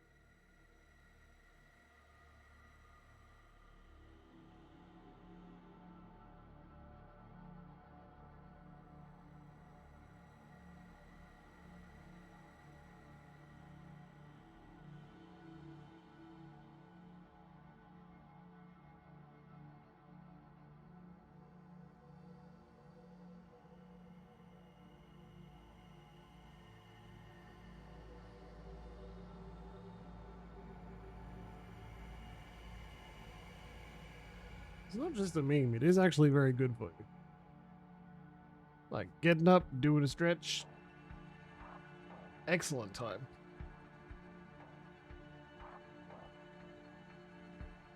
It's good for your bodies.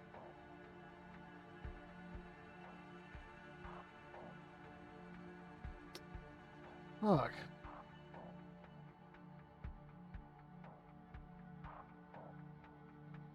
One day? Let's not check on Tamika just yet. Oh, I did make a cocktail.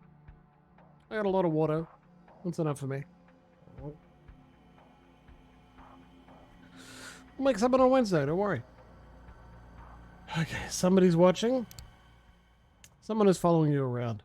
Has been for a few nights, maybe longer. That can't be a good thing. The only question is what to do about it. Provoke the stalker to appear. You venture out to the street with the goal of letting your stalker know that you're aware of being followed. It's time to stop this ridiculous charade. It's raining outside, and as you step onto the street in front of your haven, you wonder whether that'll help you. Will you be able to see the footprints of your stalker in puddles on the ground? I'm not sure where to start. You slip a few bills to a homeless man and shout out the guy who runs a local bodega. Both of them talk your ear off about strange characters hanging around, but none of their stories seem right to you. Walking the streets, you're convinced by turns that everyone you see is an enemy agent out to get you, and that your stalker has decided to take a night off. Frustrated after a couple of hours of useless searching, you cross the road without looking where you're going. Courier on a motorbike zooms towards you and has no time to brake or swerve as you suddenly step in front of him. For a split second, your eyes meet those of the man on the bike. You both know you'll collide. You'll get hurt. Something hits you, pushing you forward. You tumble, flying to the sidewalk as the courier zooms past. You feel the weight on your back, catch a glimpse of something, a person, female you think, and then she disappears. You could spend a couple more hours trying to find the woman who's been stalking you, but in your shriveled, undead heart, you know it to be futile. She's gone. Damn. Middle of the night? Let's talk to Benoit. Benoit Segal wants to meet you again at the cathedral. You wonder whether that mysterious priest will be there. You started to look at churches differently since your last encounter with Benoit. You're not sure what happened inside, but it was unavoidably real. You felt it. When Benoit mentioned that being in the presence of Father Anthony's faith would eventually kill someone like you, an undead being, you believed him. Doesn't seem to be very common though. In New York, you pass thousands of people every night and none of them have made you feel so afraid and insignificant. If you were to encounter someone like Father Anthony in the subway or a nightclub, you would know. There are many churches in the 5 boroughs, and you're pretty sure most of them don't contain someone whose faith can touch you in this way. Yet you've become wary. They just might. Still, tonight the cathedral looks as before, a striking landmark acting as a symbol of faith for people who have no idea that vampires exist in their midst. For them, questions of faith and myth are theoretical or philosophical. For you, these same questions suddenly define the meaning of your new existence. You sneak into the cathedral like an old hand, as if going to church had been a regular part of your life. Inside, the cathedral is almost deserted. You're not sure if you'll be meeting Benoit alone. The idea of feeling Father Anthony's faith on your undead flesh freezes you with terror. Benoit is waiting for you in the front pews of the cathedral in the exact same spot where you saw Father Anthony. Worried, you approach, but you don't feel the touch of faith that shook you before. Benoit nods as you sit next to him in the pew. I don't like this, Benoit, but I guess a lot of kindred are worried about what we really are. You can walk away. Many of our kind choose to live in ignorance of what it really means to be damned. You've had some time to think. I'm guessing you found the touch of Father Anthony's faith hard to ignore. For most people, God's presence is a question of faith. When I talk with Father Anthony, it feels like proof. Benoit is fervent, intense as he speaks. It's clear these questions have consumed his existence. Perhaps they'll consume yours, too. What do the kindred of the Camarilla believe? The old ones. It's true, the elders are not always so good at teaching the child. Perhaps the Camarilla would function better if we all knew these stories. Benoit looks around reflexively to make sure nobody's listening. There are only a few people in the enormous cathedral, and they don't seem to be interested in 2 loners murmuring to each other in the front pew. It might seem like ancient history, things that happened thousands of years ago, but time works differently for our kind. If the stories are true, there are Methuselah still existence who walked the earth when Jesus was alive. There's a lot of unread, and we're not going to go through all of them, but what was that? That Methuselah? A vampire has existed for a millennium or more, an elder who no longer participates in kindred society. Methuselahs are rumored to hail from the fourth or fifth generations.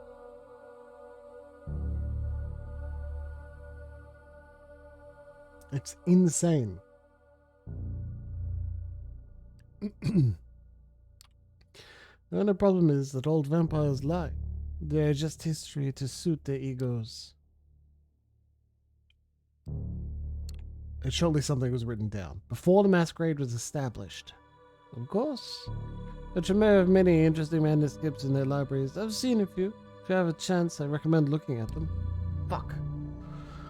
This is how the story goes. God cursed Cain as punishment for the murder of Abel. Cain walked the night shunned by humanity and drank blood to sustain himself. Even from the point of our origin, we are damned. However, the story becomes really interesting when we move forward. Cain creates more of our kind, often referred to as the second generation. They lived in the first city, later called Enoch, ruling openly over the city's human inhabitants. I see the first city as Cain's redemption. Cursed by God to wander, he remade himself as a ruler and lawgiver, acting as an immortal shepherd to humanity. It only started to go wrong when the second generation begat the third, and vampires started to run amok.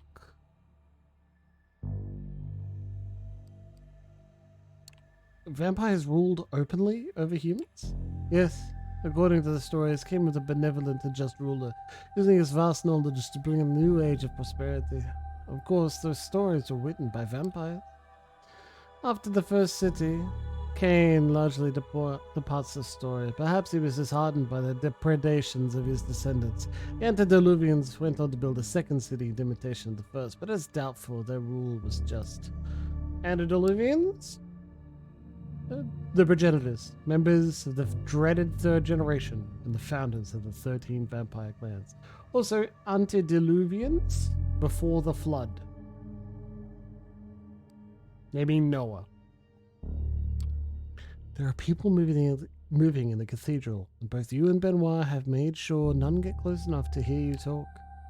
Many of the people you've seen here are elderly or disabled, so it's not surprising that you hear the squeak of a wheelchair. What alarms you more is that you overhear an older woman speaking with a Russian accent mention Father Anthony. Let's find Father Anthony and see if he can help us. From what I've heard, he is an exceptional man. That's not Russian. You turn to look and see two men and a woman. All three are in their 50s, clearly well worn by life. One of the men pushes the woman in a wheelchair. She's dark-haired and intense, seemingly only half in this world. Yeah, exceptional, but he doesn't like moles. The speaker is the shorter of the men, more animated and worried. He's probably a strong man in his youth, perhaps even an athlete. His voice carries a Midwestern accent.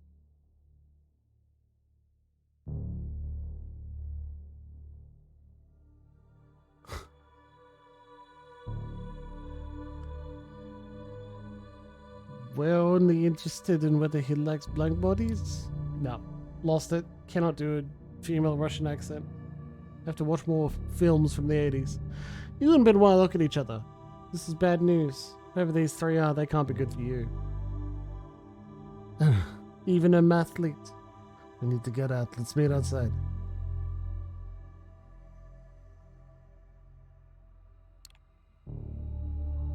You decide to stand up and walk right past the three mortals, hoping they don't realize what you are. Pretending to be mortal is second nature to all vampires, or at least it should be. Besides, not long ago, you were a perfectly ordinary human.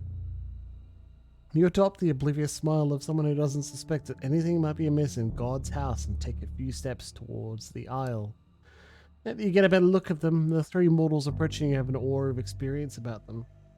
They look like they've seen a thing or two and emerged alive. Both men have the stubbles and overgrown haircuts of those whose lives are consumed by an obsession. The woman looks at you casually and stares. She has a grey quilt on her knees. You never met a mortal who knew how to deal with the world of the kindred. Something tells you that these three just might. Panicking, you turn around and start walking briskly towards the side of the cathedral away from the three. You don't want to attract attention to yourself, so you pick up a brochure detailing how you can donate money to the cathedral. You pretend to study the leaflet and hope the three turn their attention away from you. The wait seems interminable, but you know you can't appear hurried. Be casual and you'll make it out. After a while, you sneak a glance and see the three of them where you were just a short while ago, around the front pew. Discreetly, you tuck away the brochure and stroll casually down the side aisle towards the exit. That was a close call. Who were those three? Did you recognize them? I might have. I'm not sure. There's talk of a few tenacious vampire hunters living in the city. One of them is supposed to be a woman in a wheelchair. For a second, Benoit looks at you as if he was wondering whether he should say something. There's one thing I've always wondered about the story of Cain.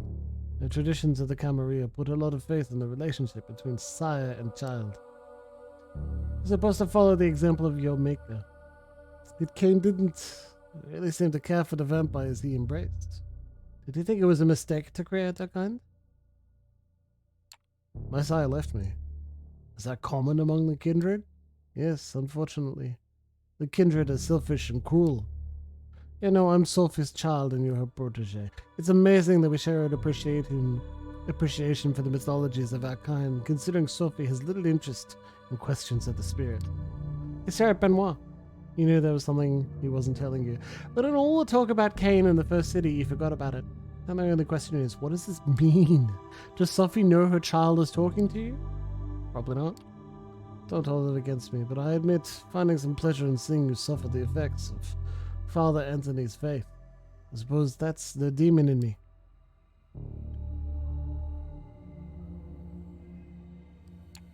I understand that you're bitter, Benoit, but I'm not your enemy. I'm sorry, I know that. It's just sometimes I get too tempted by sin. You know, we should meet again. We talk so much about myth, but maybe that's cowardly when the reality of faith is right there in front of us.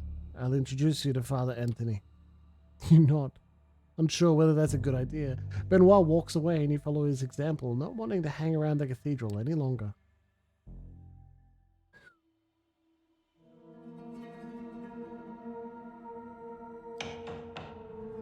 Kadir Al-Azmai, the sheriff of New York City, is knocking at the door to your haven. The sight comes as more than a little shocking. If he had business with you, you'd either expect him to see him already inside, or never see him coming at all. Yet there he is on the other side of the people, patiently and politely waiting for you to let him in. Carefully unlock the door and face him in silence. Evening. May I come in? You simply stare at him. Your lack of an answer doesn't faze him. Your lack of resistance as he starts walking inside has obviously been interpreted as permission. Yeah, right? Once inside, he starts looking around as you cautiously stay by the door. Haven't really had time to make this place your own yet, have you? This feels like Langley's apartment through and through. A secluded study where nobody studies anything. Look at the books on this shelf, obviously meant to impress guests, not to be read. They reveal nothing about their owner, aside from the aching desire to be taken seriously as an intellectual. He picks up one of them and smirks before putting it away. The phenomenology of spirit next to all of this garbage poetry. We can make a bet. She's read more than 20 pages. I owe you $50 and a gallon of blood. The kind of place that self-possessed hermits entomb themselves in to suffer. Considering how much you have to run around these nights, you probably only use it to shelter from the sun and rest, right? Even though he's obviously making an effort to come off as non-threatening, it's impossible to forget the first impression he made. What is he up to? What is this creep doing? You still see him as a fierce predator, trying hard not to expose his true colors. You sense a familiar fight or flight response as you struggle to find a diplomatic answer to his last question. If Kadir is bothered by his silence, he doesn't let it show and keeps walking around, toying with whatever catches his eye. Eventually, he speaks up again. Watch any baseball lately? If I had to guess, you struck me as a Red Sox fan. I was inviting you to talk in a more direct manner. You attempt to overcome your physical reaction to him and reply as casually as you can. That's good! That's fucking good. Love that.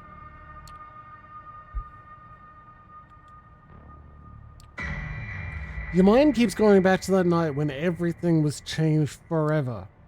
Waking up in hell with a body next to you, spending in a night in that underground sweatbox, unsure of what would happen next, that endless car ride. 3 strikes the bloodthirsty crowd, that blade. A rebirth, a baptism by fire, a frightening executioner who made sure the flames scarred your spirit. As you look into his face, you realize he's read the emotions from yours. Not in the mood to exchange pleasantries. There's no animosity in his voice, he's just stating a fact. Let me get straight to the point then. He momentarily stops caring about his surroundings, turning all of his attention to you and demanding the entirety of your attention in return. And violence, yeah, absolutely. Don't pick up anything on either end of the spectrum. You see, there's something I've realized over the years. In a large part, I may have just been hired to look menacing with a sword, but my job is all about seeing through bonds and relationships. The Camarilla would be safe as long as its members adhere to certain social contracts, making their dealings and affinities plain for everyone to see, but that obviously remains a pipe dream. This is a community of born conspirators, overly ambitious gangsters and politicians, monsters in denial, all sorts of tragically broken individuals. They are driven by desires that make them incompatible with the Masquerade, incompatible with prolonged survival of the Camarilla, incompatible with the methods I use to operate. And so I am doomed to be like a cop, constantly insulted behind my back, maybe for good reason, but immediately called for help whenever someone loses their tableware. Like an Agatha Christie protagonist, outwardly assisted by everyone, but constantly lied to about everyone's pasts and motivations, even if my failure to solve the mystery might be the end of us all.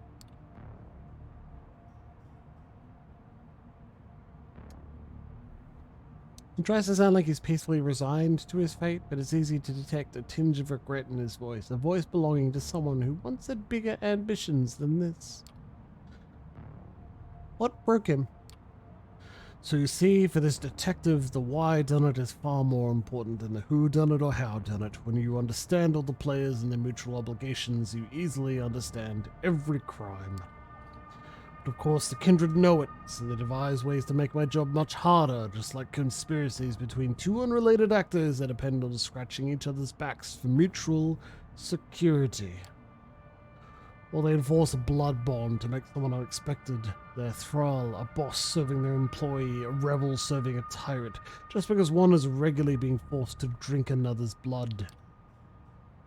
What has Sophie seen in you? Why does the prince keep asking you about your actions?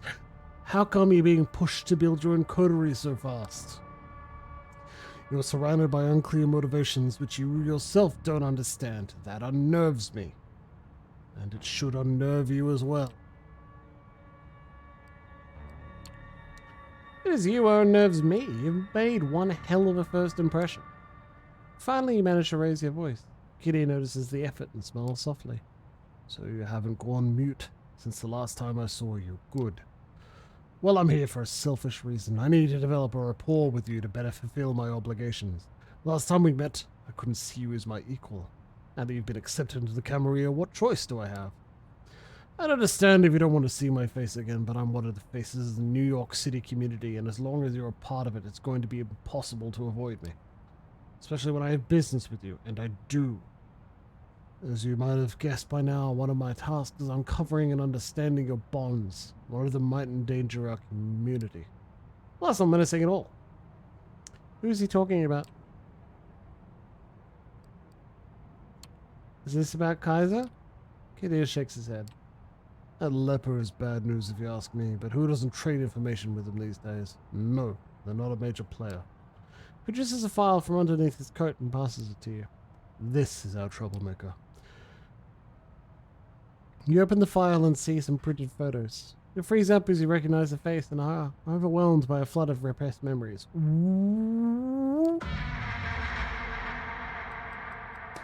Jessica, baby! Your ex? Vampire?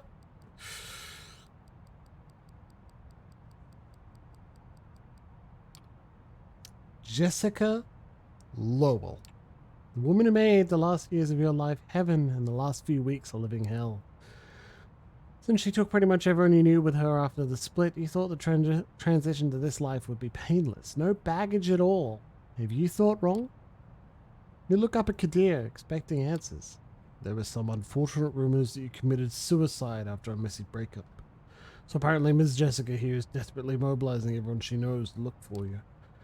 Turns out she's contacted a lot of people who might recognize you, including some in law enforcement agencies. The risk of endangering us is relatively low, but far from non-existent.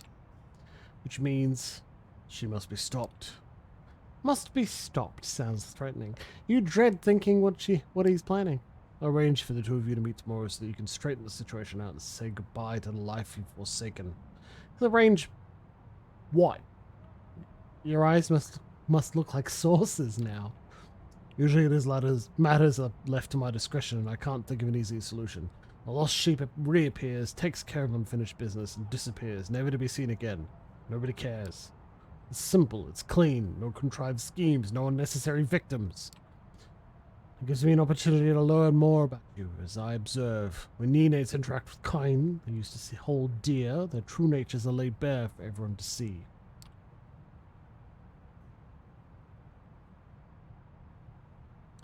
Of course he's invested in being kind to you. He's making clear his self-serving intentions so that you don't start figuring them out for yourself. Any objections? Any alternatives are probably worth. You shake your head. Very well. I'll arrange a meeting and drive you there tomorrow. Better come up with a load of bull that's easy to swallow. He disappears from the apartment, leaving you as confused as the last time he closed the door on you. God damn it. You need to think it through.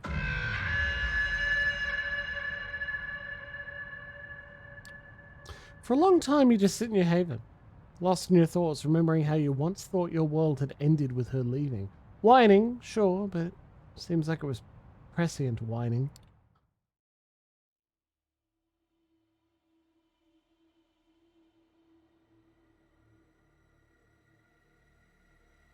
Somebody's watching part 2. In your haven when the intercom rings, answering cautiously, you hear an older male voice. Hello? I'm calling because a friend asked me to come by and offer you my services. Who is this? It's not important. The man sounds strangely excited, breathing hard. Is this a sex thing? No! Oh, I mean, not in that way. I know you're one of them. Please, it's alright. I don't mind. You can drink with me, if you understand what I mean. A man you'd never seen before is paying a visit to an apartment not many know of, offering for you to feed from him. Let's continue this face to face. That's a wonderful idea. Silence. A minute passes and you hear a knock on the door to your haven. You cautiously open the door. The stranger looks at you sheepishly. He's in his 30s, dressed in a clean business suit. He looks moderately successful. Someone you could meet at an investment bank. I'm sorry, I didn't want to intrude. That's why I called from downstairs. You know what? Come in. I was hungry anyway. The man looks comically satisfied as you usher him into your haven. He barely waits for you to close the door before he loosens the collar of his shirt, closes his eyes, and bares his neck in quivering expectation. You look at the man, taken aback by such forwardness. Figuring that you didn't invite the man here for a chat, you lean closer, take him by the shoulders, and sink your fangs into him. This is not an unpleasant way to feed, you reflect as the blood flows into your mouth. The food comes to your door of its own volition. Boy, isn't it good to have a willing victim? The man moans as you drink from him, lost in the ecstasy of the kiss. Feels a little unseemly, but it would be churlish to begrudge him his pleasures. And doesn't it feel good to you too? Taking care not to drink too much, you let go of the man after licking his wounds closed. Suddenly you're startled by a surprising sight. A woman, not very old, strangely dressed, is looking at you intently, only an arm's length away. Before you can react, the mysterious woman opens your front door and vanishes from sight, leaving you to wonder whether you really saw her at all. As you stare confused, the man you drank from slips out of your haven into the hallway, staggering a little from the effects of your kiss. Close your door, wondering what that was all about. At least you got to feed, if nothing else. What? That's it? Oh, man.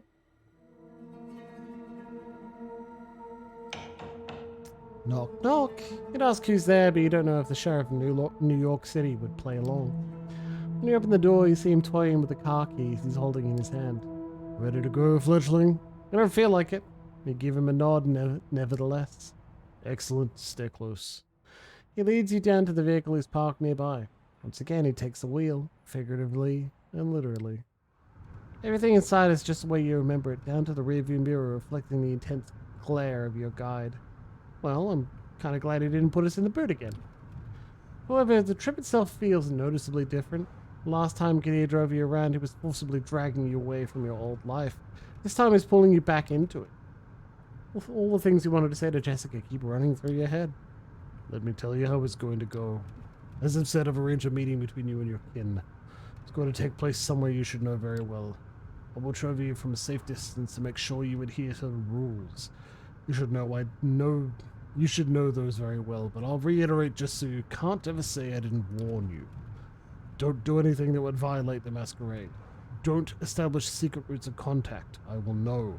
Do treat it as if it would be the last time the two...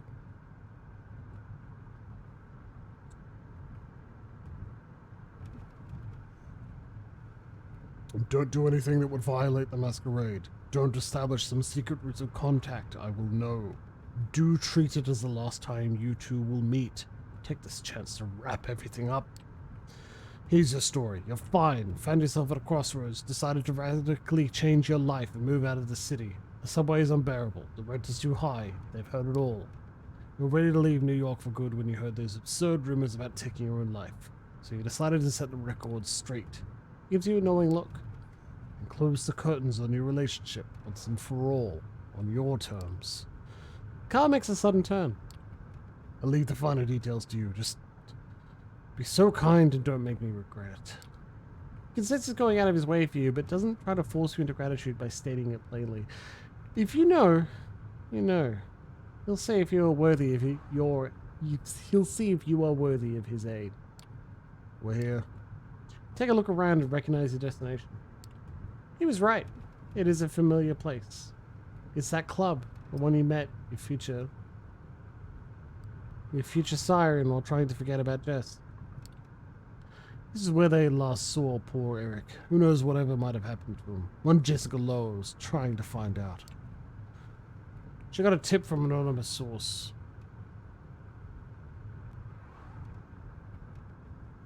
We may be ending up a little bit early tonight. I'll keep you updated, folks. Saying you might appear here tonight. Wouldn't want to disappoint the lady, would you? She's apparently quite distraught. Turns off the engine and relaxes comfortably into his seat. You silently leave the car and head straight for the club. Last time you were headed this way, you still had a pulse. Feels almost nostalgic. There's a party getting started and some rookie DJ is trying to read the crowd. You begin to look for Jess. You wonder what the first thing you say to her should be. Why did you let me die? Yeah, that should work. The music is pulsing and there are good vibes in the air. You spot a girl hurrying to the bathroom with a nosebleed. The smell is faint, but it gets you in the mood to have some fun. However, Kadir indicated he's got a good pair of eyes around here somewhere. Better stick to the plan. Stupid idea pops into your head. If you meet her and she says, I want to be with you again, what would you do? Find a way to make her into a vampire. It probably would have been hard with the Camarille's rules, but not impossible. I doubt the arseholes at the top never managed to bring in the ones they cared about into the fold. By now, it feels like you explored all the places Jess could have been. It's getting frustrating. Grab the cheapest drink they have from the bar. Tall blonde girl in a stylish skirt smiles at you from behind the heart-shaped glasses. You smile back, but this is no time for the heart to guide the hand. You walk past her, back to your duty. You mimic taking a sip of your drink. God, you could have been having so much fun tonight. You could accidentally stumble into Jessica when you least expect it. She looks at you as if she's seen a ghost. You freeze up trying to come up with something to say and failing. Last few years of your life flash before your eyes. Wait, what was the line you decided to open the conversation with? Before you remember, a powerful slap takes you out of your stupor. You stupid motherfucker! Guess she gets the first line. You realize you've spilled your drink all over your clothes. I've been so worried. I've been so fucking worried. Called everyone I knew just to look for you, and you just having fun clubbing? You thought it'd be funny to drop all contact with everyone? Pretend something happened to you? What, you wanted to see my reaction? She slaps you once again. Let some sort of dissociation set in and just watch the situation as it unfolds. I'll let everybody know you're okay, but don't you ever show yourself in front of me again. She turns her back on you and disappears into the crowd, walking towards the exit. You look around. You notice the heart-shaped glasses girl chuckling in the distance. You're no longer in the mood to party. Guess you'll follow Jessica's lead and leave. Better not keep the sheriff waiting. Well, at the very least, you can say this. She still cares. That's nice. Back to Kadir's car.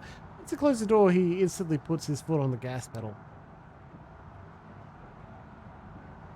Walking off the pitch with no regrets? Said everything you have to say? You speak up without thinking. Yeah, she said she'll call off the search. Getting her to accept that it was over took some harsh words, but deep down, I think she knew it was time to say farewell once and for all. She's a little shaken up, but she'll live. You spot a playful spark in Kadir's eyes. You took care of it like a man, did you? Very good. People we knew in life have this tendency to briefly reappear in our unlives. One night, let's say, 20 years from now, she might spot you on the street. You won't have aged a day from now, and even though she'll tell herself that can't be you, she'll be jealous. And if you look happy, she will feel regret over what could have been. So for the sake of the night your paths cross again, I hope that you'll search for your own happiness. Car speeds up to cross an intersection before the light turns red. You give Kadir a good, hard look.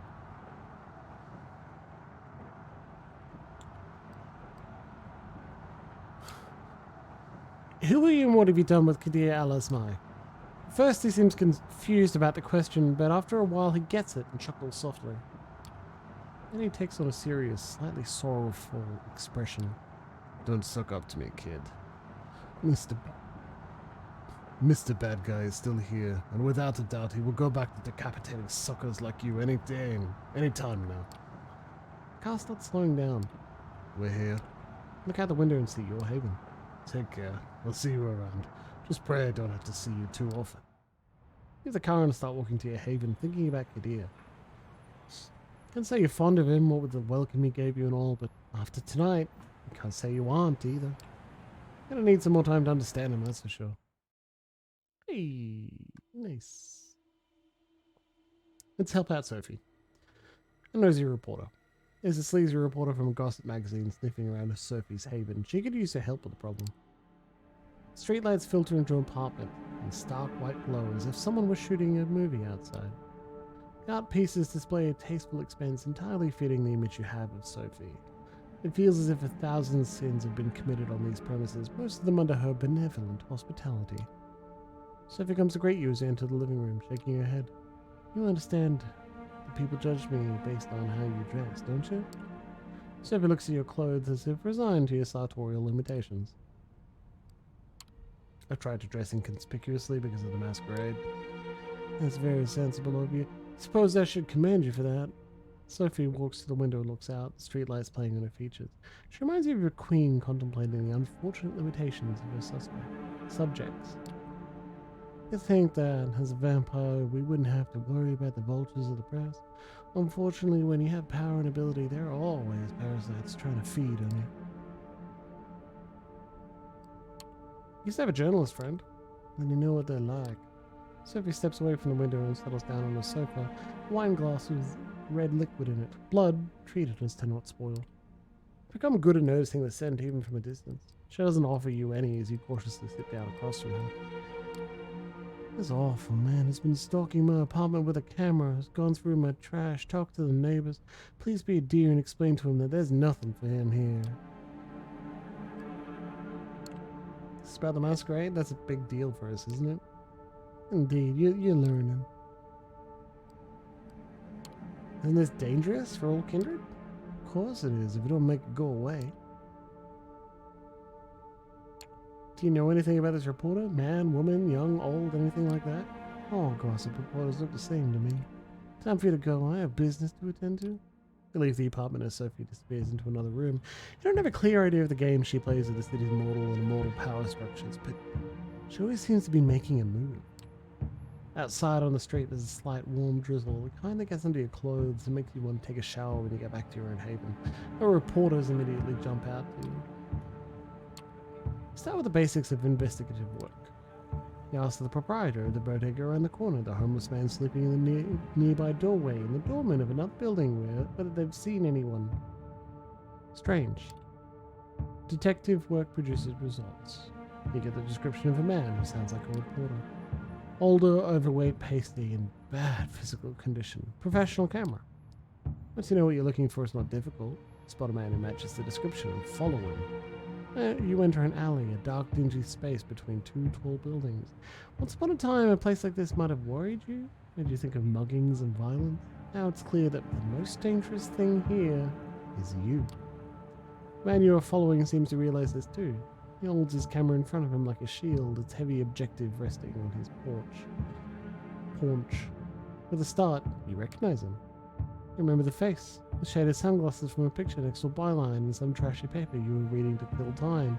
Something about celebrities, scandals, sex. His name is Frank Doherty.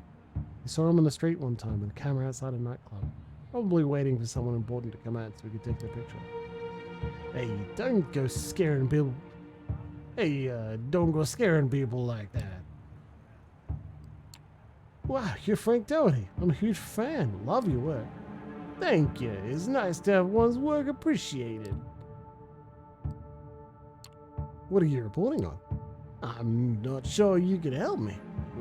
Well, perhaps you can. Do you live here? The fuck am I doing? I'm working on a story about a local resident. Her name is Sophie Langley. Everybody knows her in high society circles.